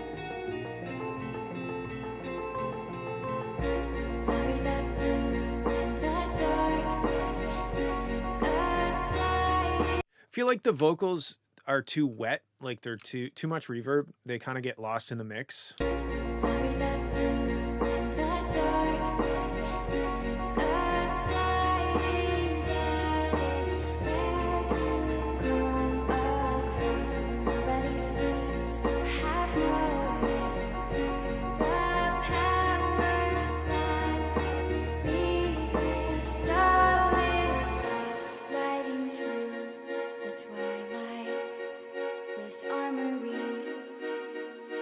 Protects my heart.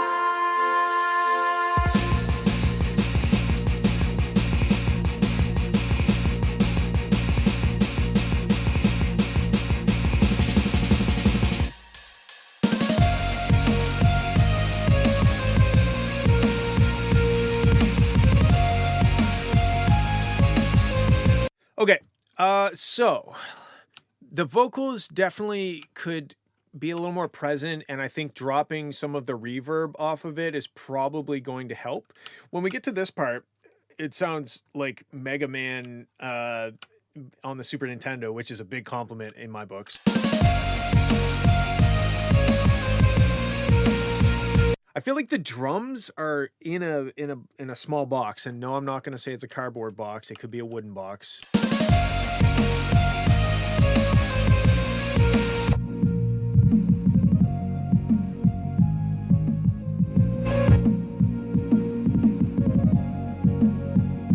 Yeah, like the kick and the snare both are very heavy in this kind. Whoops, very heavy in this 200 hertz range, where the kick should live a little bit more down. It's almost like the kick is like one octave up too high, and I don't mean tuning. I just mean the energy, where the energy is. I feel like it's almost more heavy in the second harmonic as opposed to down like. You know what I mean? Like way down there. There's not much happening down here.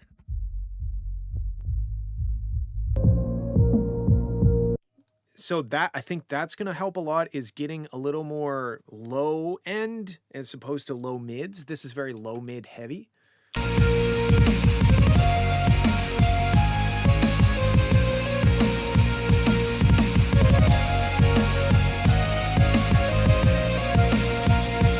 Yeah, like if I go back to this 3 oscillator, I don't have my keyboard hooked up, so this is a massive pain in the ass.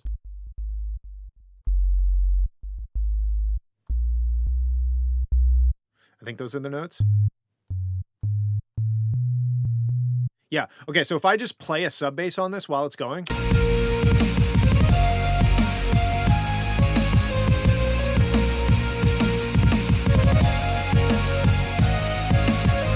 Know what I mean? It just needs, it needs more sub. It needs more sub range, as opposed to that low mids.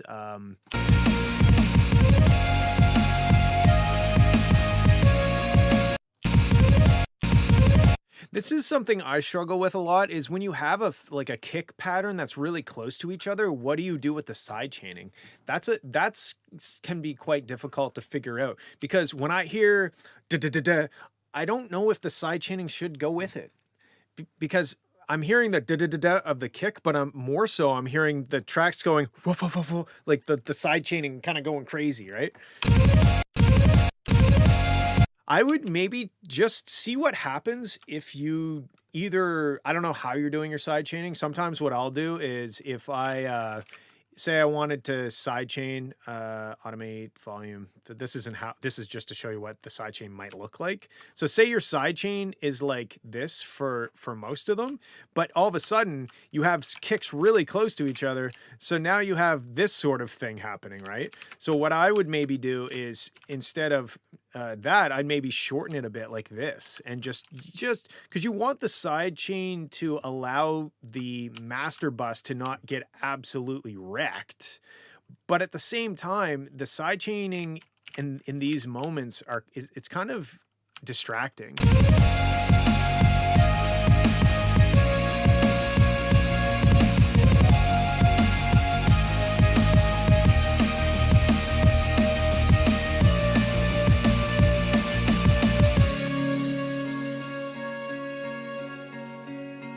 I mean, it sounds dope, like the performance of it. It's really that bottom end not being there as present as it should be. I love that major third there. It's good.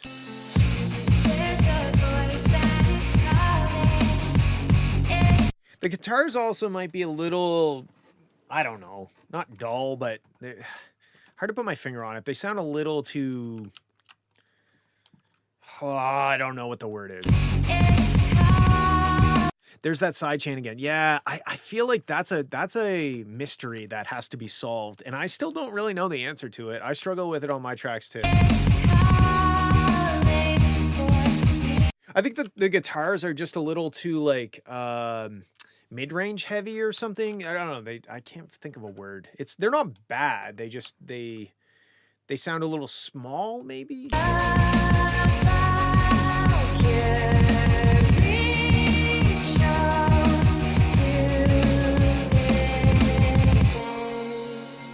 Yeah, I think your biggest things are getting the sub range more present, because we have a lot of low mids, but not a lot of sub to balance it out. And then trying to figure out how to handle these moments. So it's not, and maybe I'm placing a little bit too much importance on this side chaining thing, but I often hear it in other people's tracks and also tracks that I'm working on, and I'm like, how do I get around that?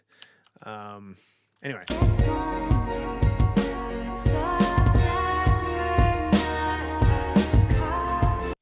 The original is a metal track. It doesn't have sidechain. You would be surprised. It might not have. I don't know the original, so I can't speak to it, but you would be surprised that most music can have sidechain, just not like dance EDM kind of pumping sidechain. You know what I mean? For some reason, I don't know what you did with the drums in this moment.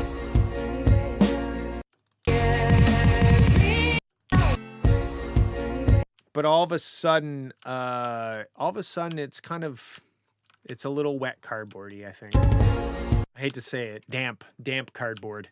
So whatever the drums, okay. So the kick is, you said acoustic drums. So the kick is just,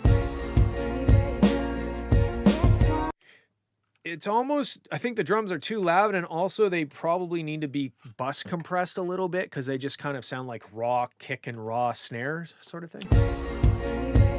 Okay. Yeah, cool remake. I'd love to hear an original maybe next time. Definitely value in doing remakes, a lot to learn there, but I always love to hear originals as well. try to figure out what to do with the side chain. Maybe think about your sub range, and I'll see you on the next one. Okay. Jacob, I never know how to say this either. Hyreth Inc. Exile.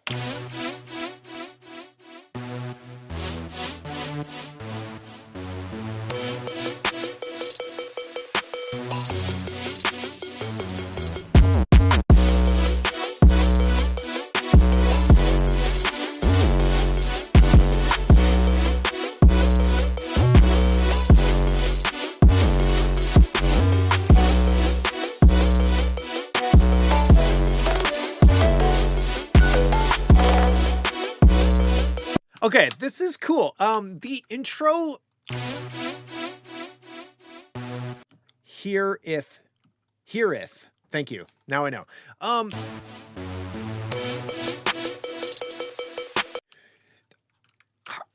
kind of torn on this track because it is so wonky, but I like it. Like cowbell? But it's not even a cowbell, it's a synth. It's a plot twist.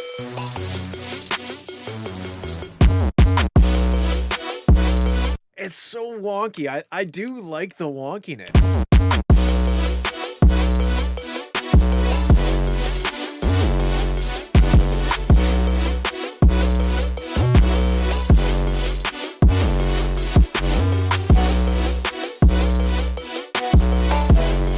There's...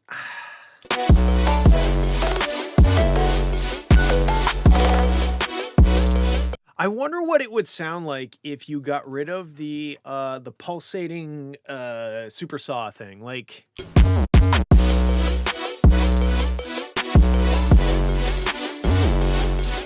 Because there's a little bit of messiness that happens right here.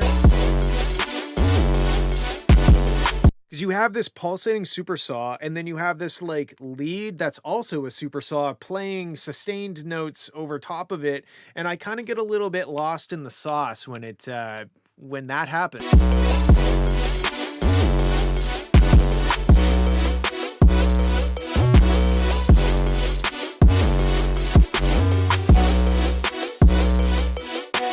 Yeah, I think this is what it is. The track is super wonky, and I think you need to lean into that a little bit more and try cutting things like whoop whoop, like muting things, or like get the sustainedness. Like, oh God, I'm trying to put my words into thoughts. This is hard sometimes. There's a lot of like spastic or sporadic or kind of staccato. What is that word? Anyway, it's like, it's very choppy, but you have this the super saw going the entire time, which sometimes can glue it together. But in this situation, I want to maybe hear it without the super saw and just and do more like funky turnarounds and like fake outs and like dropouts and stuff like that. I think that's what this track is really leaning into, is that kind of that craziness.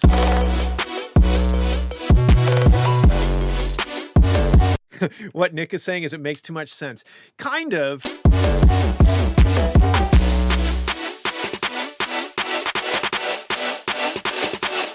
Okay, it's a bit much at this moment.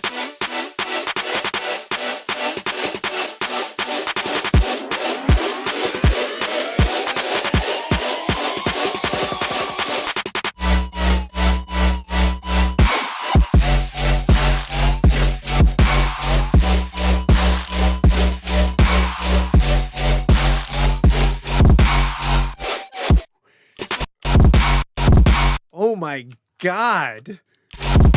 It sounds like my subwoofer just tripped down the stairs. Okay. And I don't mean that in a bad way. So the snare / clap gets lost. And I mean, the mastering is very intense for sure. And that's definitely causing the kick to cover up the snare. So what you could maybe do is add a pre-clap, like shift a clap over so it happens right before the kick happens. Because right now I'm not really hearing kick, snare, kick, snare. I'm hearing kick, kick, kick, kick.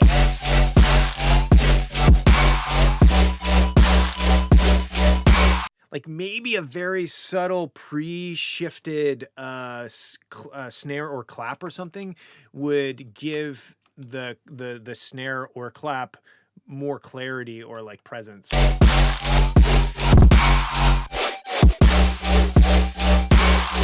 Also, I think that the energy in the high end is there all of the time, besides the insane sidechaining. But like, maybe give us a break from that every once in a while. Low pass something down, add something a little more tonal. Like a lot of this is very high mids, high end noise almost, right?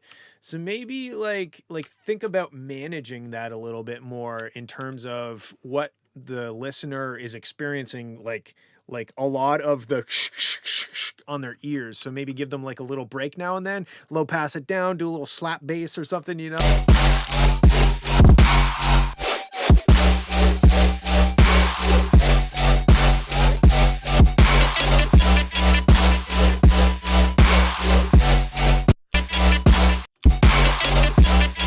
Like right there, if you dropped out the drums and everything and just had bling ding ding ding ding ding, whatever that little like funky synth is, and then come back with the drums, that would be like a woo moment. You know?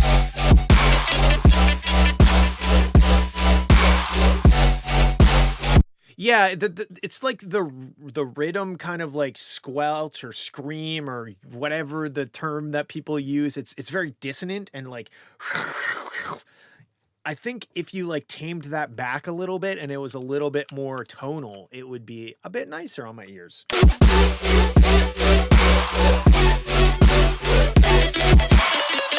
Woo! I love that. More moments like that. That's sick. That moment is like it's moments. This type of track is about those moments. I think having those dropouts, blipoo, little funky little haha things, you know, like that's dope. Look at this waveform.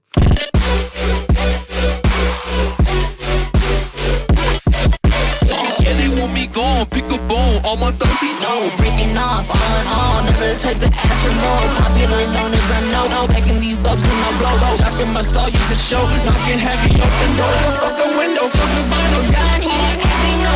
Microphone set on, fuck the vendetta, and I think they hate me, they really hate me, they playing, I get saying, get up to the big please. Wow, that was, wow. What? Wow. Why do we have to wait till the end of the song to hear that? I would chop some of those vocals out and slap them in. Like just, I think the track, it's a lot of fun, but it could be a lot more fun. I think that's my main criticism is that it feels halfway insane or 3/4 insane. It needs to be 100% clinically certified insane. And the master is maybe, I don't want to say chill out on the master because maybe that's the style. Maybe being a little bit more tonal is the answer. But yeah, add 32% more insanity and you've got a certified clinically insane banger. Good job. Love it. Okay. Wow. I'm all fired up. Let's go. Okay. We have a long silent intro. Let's skip that.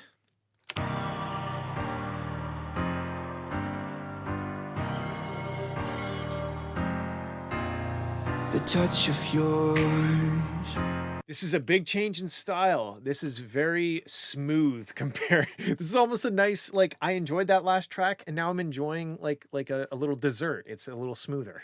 The touch of yours is what I've been looking for.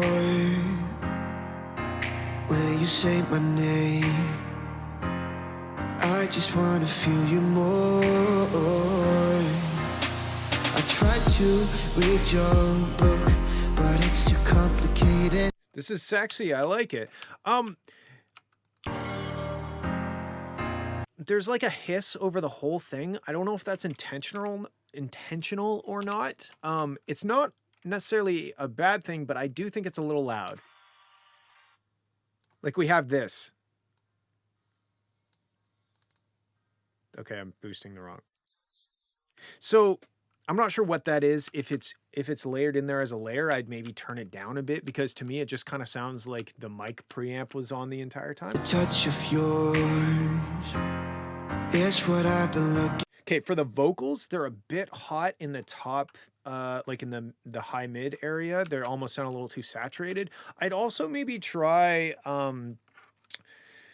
like a somewhat long reverb, but extremely low in the mix, because I find that the vocals come in and then they go out and then they're not there. The touch of yours is what I've been looking for. When you say my name, I just wanna feel you more. I tried to read your book, but it's too complicated, and I can't know how you feel. Damn, I hate it. Oh, I'm gonna try to find the light from the sun. Yeah, it's like the it's like that 5K range. The touch of yours is what I've been looking for. When you say my name, It might just be, maybe if you're saturating the vocals, maybe rolling the saturation back a bit, maybe keep the saturation but put a small dip in that 5K range on the vocals after the saturation. when I'm underwater, But there's like this constant kind of whenever the vocals are there, and I think it's that 5K range. when I'm underwater, Vocal performance is great, like voice is great. I'm gonna try to feel the heat in the cold. You're making it harder. Oh, every day that's passing by, wanna feel your hand in mine. I'm gonna find the light, which is making me shine.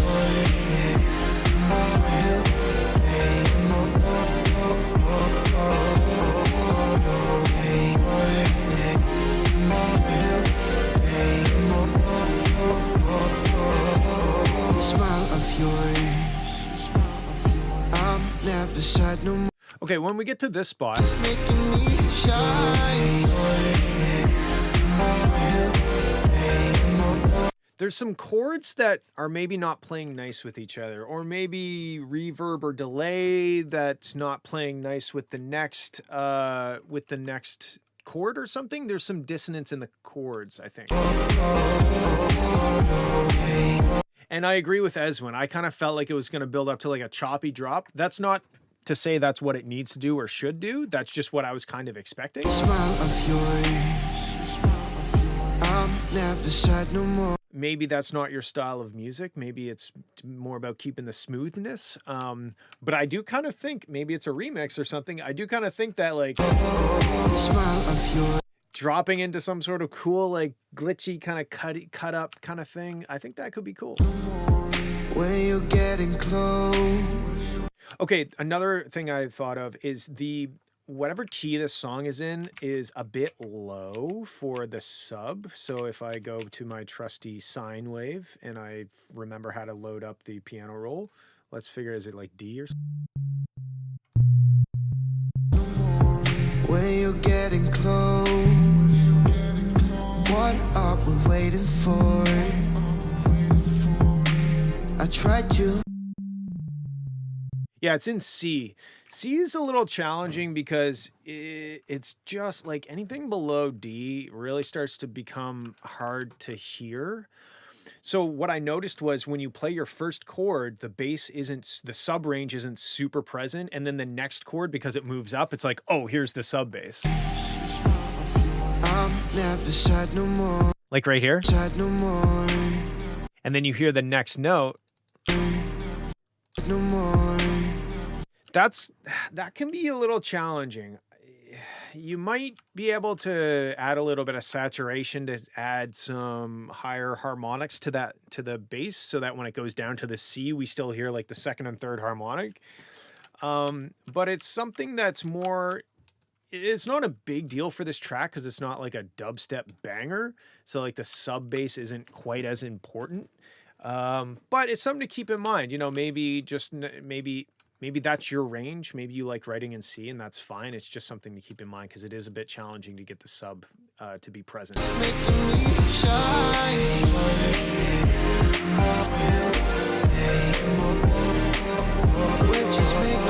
Yeah, again, like these chords, like there's some jazzy dissonance that I'm not able to quite tell what the chord is. It's kind of very bright and there's not a lot of tonality to it. So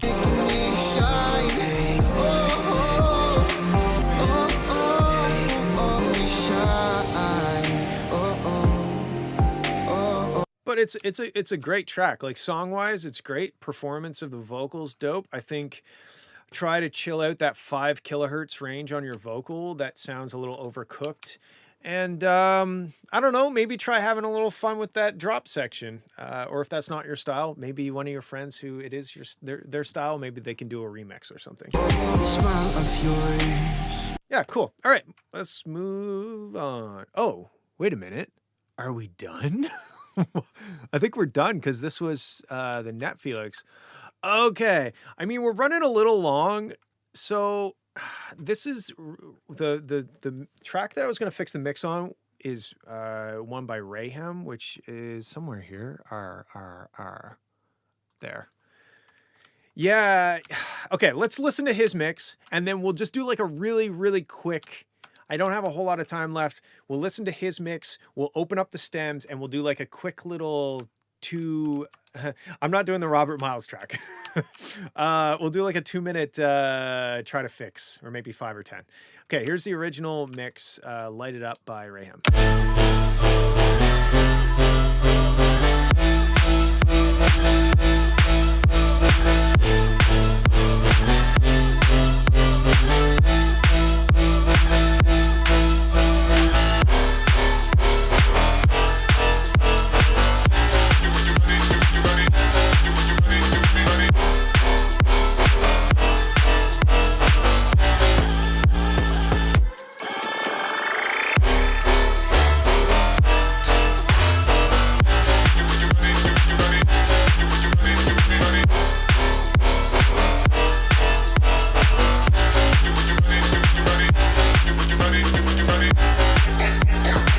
Okay, there's a lot of cool shit happening. And that's kind of one of my first criticisms is that there's a lot of cool shit happening. No. So, here are the stems. Of course, it's not going to be as loud because it's not mastered. So let's dig in real quick. So one thing that I found was the vocal thing. If you look and you see these stems are like linked, that means they're all going to the same channel on my mixer. So let's listen to the vocal thing. Let's find that. Vocal thing. Wait, everything's so small. Why can't I find it? Oh, well, it's right there.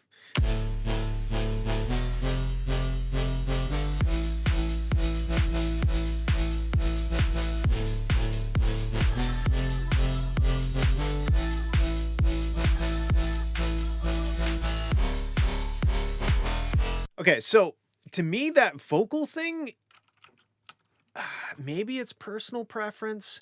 The vocal thing is not doing anything for me. Maybe it could be used as like a fill or something.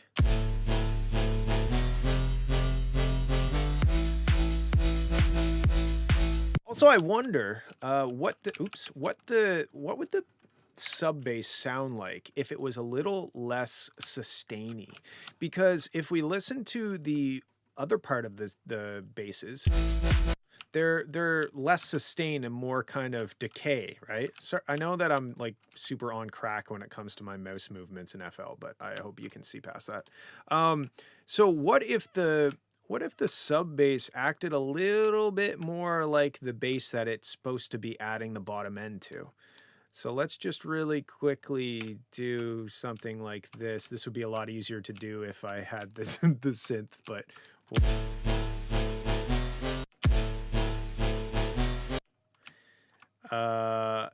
Yeah, actually, here, let's do it this way.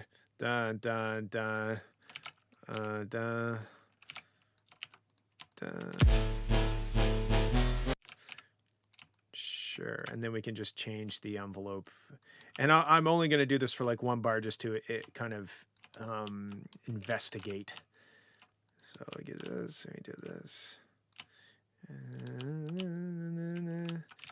And this is not going to be perfect, but it's going to be good enough to give us an idea of if it's a good direction or not. So let's take a listen. Oh, I'm close. Let's just do a whole measure and then we'll copy paste if we want. Okay, so we've now. Yes, thank you for pointing that out now after I did 4 bars of it.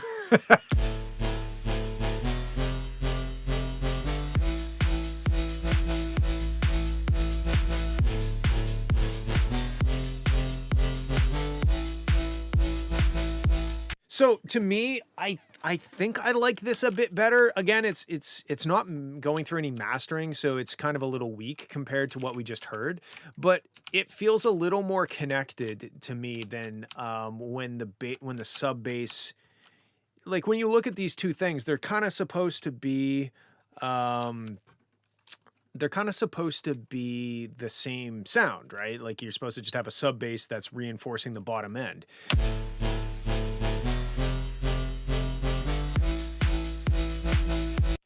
Yes, I know the chat's delayed. It's fine. I needed some practice copying and pasting automation clips in FL Studio anyway.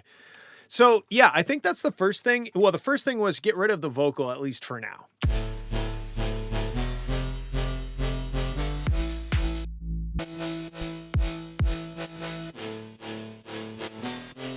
Okay.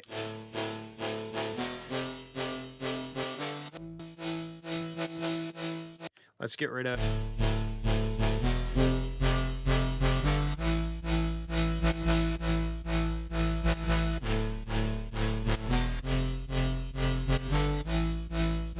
Man, I wish I could control Z things in real life. That's for sure. Okay, this is something that was a little questionable to me. When it went to that like different, I don't know if it's like an FM synth and you change the FM modulator or something, but it almost sounded like it was playing the wrong note the first time I listened to it. And then I listened to it again, I was like, no, that's the right note.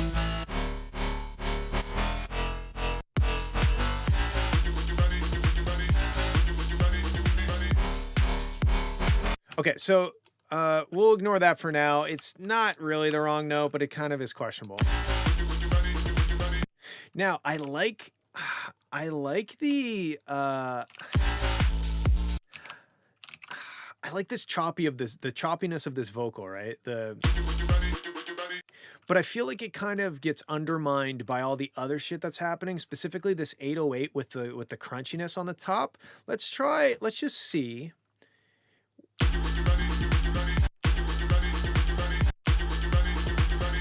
Like, here's the problem. I like the crunchiness. I like the vocal, but they kind of, they're conflicting each other. So maybe let's low pass and use this as an opportunity to be a little creative with the 808. And it's kind of serving two purposes. Mostly what it's doing is allowing the vocal choppiness to maintain the clarity that we need from it. But also it's doing like a cool little... Wherever the 808 is, one sec. 808, where are you at? I guess you can do it this way.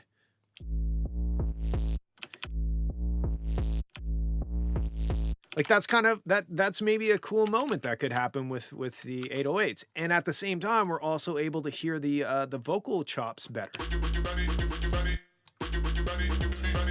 Right? And then there was also like, I almost just want to delete these vocals, to be honest. There's also like a choir thing. I like the choir, but let's see if it's also, I'm just gonna like slap some quick mastering on so that it's a bit louder. I'm not gonna do anything too crazy right now. Ozone 9. Let's do dynamics. Boom, boom, boom. I want you in my room.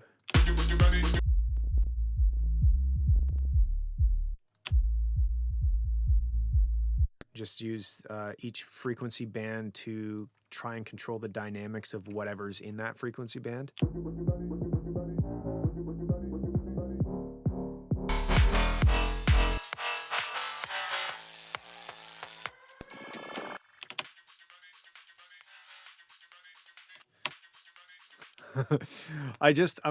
My brain just is different, okay? It does things differently. Okay, cool. Now we're a bit louder. Let's continue. So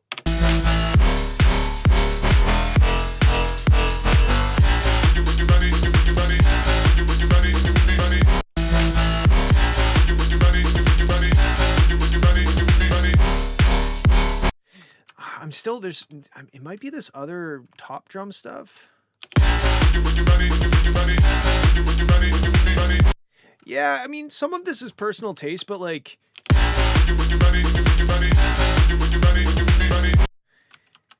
I don't know. I really like that choppy vocal thing, and I find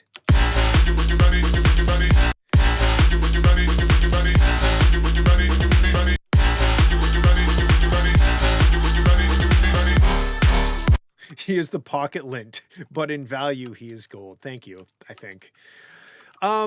Yeah, I think it was mostly this vocal thing that was overminding it. There's another out of the pocket thing, undermining it.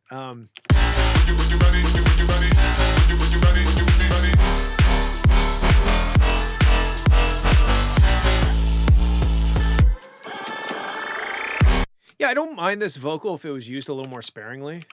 Like maybe a call and response thing where we have.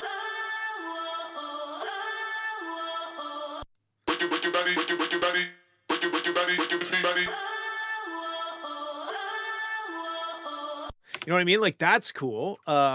It's just where it was going the entire time. It just got on my nerves. Okay, one thing I did notice too is something that everybody, including myself, is guilty of, but we should pay more attention. Okay, it wasn't on that track. Hold on.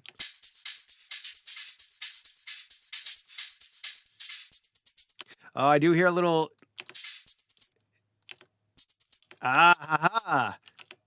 Hear that little tiny click? Those are very minor things, but they all add up. Let's take a listen to this. And it's just the like not cutting the loops up carefully enough. Yeah, a little bit there. There's like a little tiny and I can already see this is a big offender right here. Check this one out. Look at that. These are the sorts of things that all add up to make a production sound professional or slightly less professional. There's those tiny little clicks that make it through. And what that does is it can make the transients of the kick drum that's happening at the same time different or out of phase or in phase or louder or quieter. And it just, all those little clicks, they all add up. Don't ever look at my stems that I post to my Discord server because I'm sure you'll find all kinds of that shit. But I do try. Like, here's another example right here. See that click? And it's not even really on beat. So like, you might find every once in a while the kick drum is a little clickier than usual at some little moments of your song, and maybe it's because you've got these little clicks adding on top of it. But it's pretty minor. That's not really going to wreck the song. It's just something to keep in mind. Okay, one thing, another thing with this bass, I think it's maybe a little too reverby, and again, maybe this is a personal preference thing, but let's just see what it sounds like if it's a little tighter. We'll do the same thing that we did with the sub bass. We'll bring it over here, and we'll just make the reverb a little less reverby, lengthy, little less lengthy. And then we are, now that I know that I should just do this, I am going to do this. That was a really good sentence. Okay, let's see what that sounds like. Whoa. Sidechain.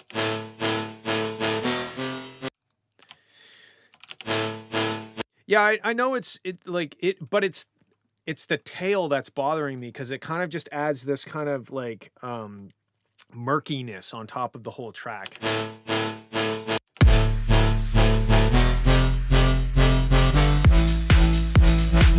It's not even that the reverb is a bad call. It's not. It's what makes the bass sound like it. It's just maybe a little not controlled enough or something. Like it's just.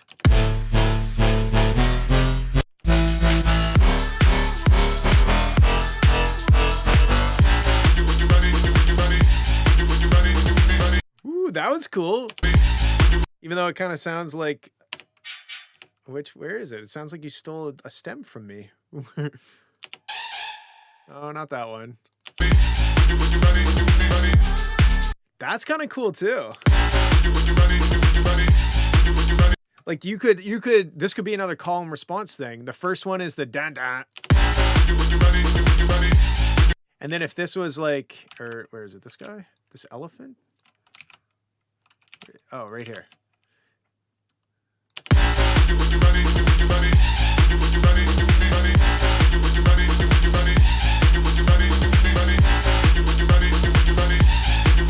Like that to me is cool. Like we've got a call and response thing. I wonder, okay, we have two different kinds of choirs. Maybe we can make a call and response out of this. Boom, boom. I know it's rave generator. It's fine.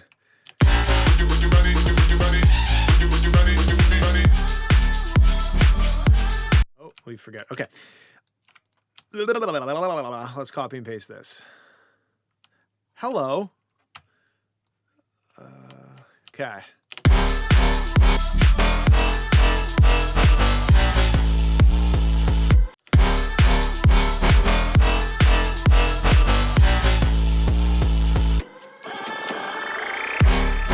So I guess what it boils down to, besides like just some minor mixes, the mix isn't really bad at all. I guess I'm more so picking things about the production to talk about.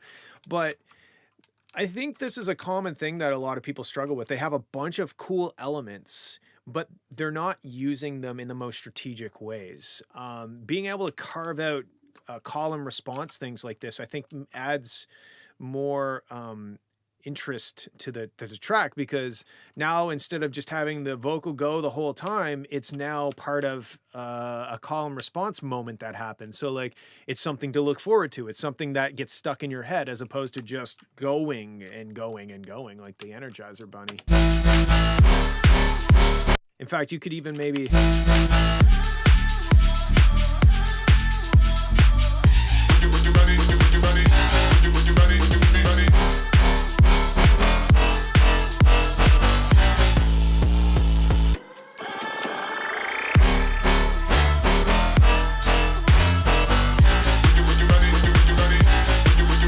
And then I guess when we get to this part, I like the fake out halftime thing.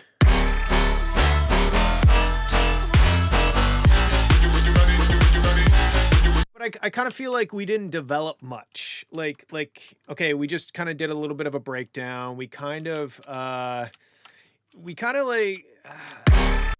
did the little fake out. And it's fair. I'm killed his signature technique for sure. Like I'm not saying that this is the right way to make this track. I guess what I'm doing is kind of showing you how I would do it. I know I'm supposed to be working on the mix, but like the mix isn't bad. The mix sounds good. The master sounds good. It was more so just the fact that there were so many elements on top of each other. And I you know, maybe that's a style, but I kind of feel like it's maybe it gets a little messy. Like I don't know what to pay attention to if there's too much cool things all happening at the same time.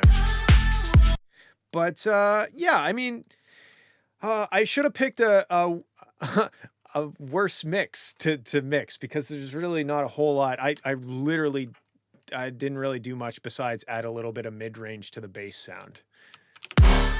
And yeah, same sentiment as when. So maybe for future stuff, I do need to think about asking somebody of the 15 tracks that we went over for the past 2 hours, maybe picking one of those, reaching out to them, getting them to stem it out, and then using that, because the two, Eswin's track and Rayham's track, were just a little too well mixed, and I didn't really have a whole lot to add.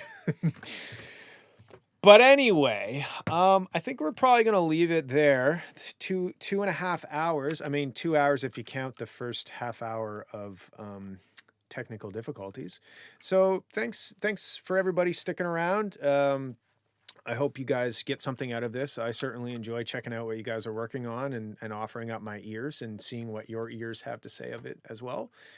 Again, if you want to take part in this and have your tracks featured in the stream, there's a link to my Discord server, and yeah, instructions in my Discord server, posted as a downloadable high quality track, tag production feedback stream, and next Friday we will go over it.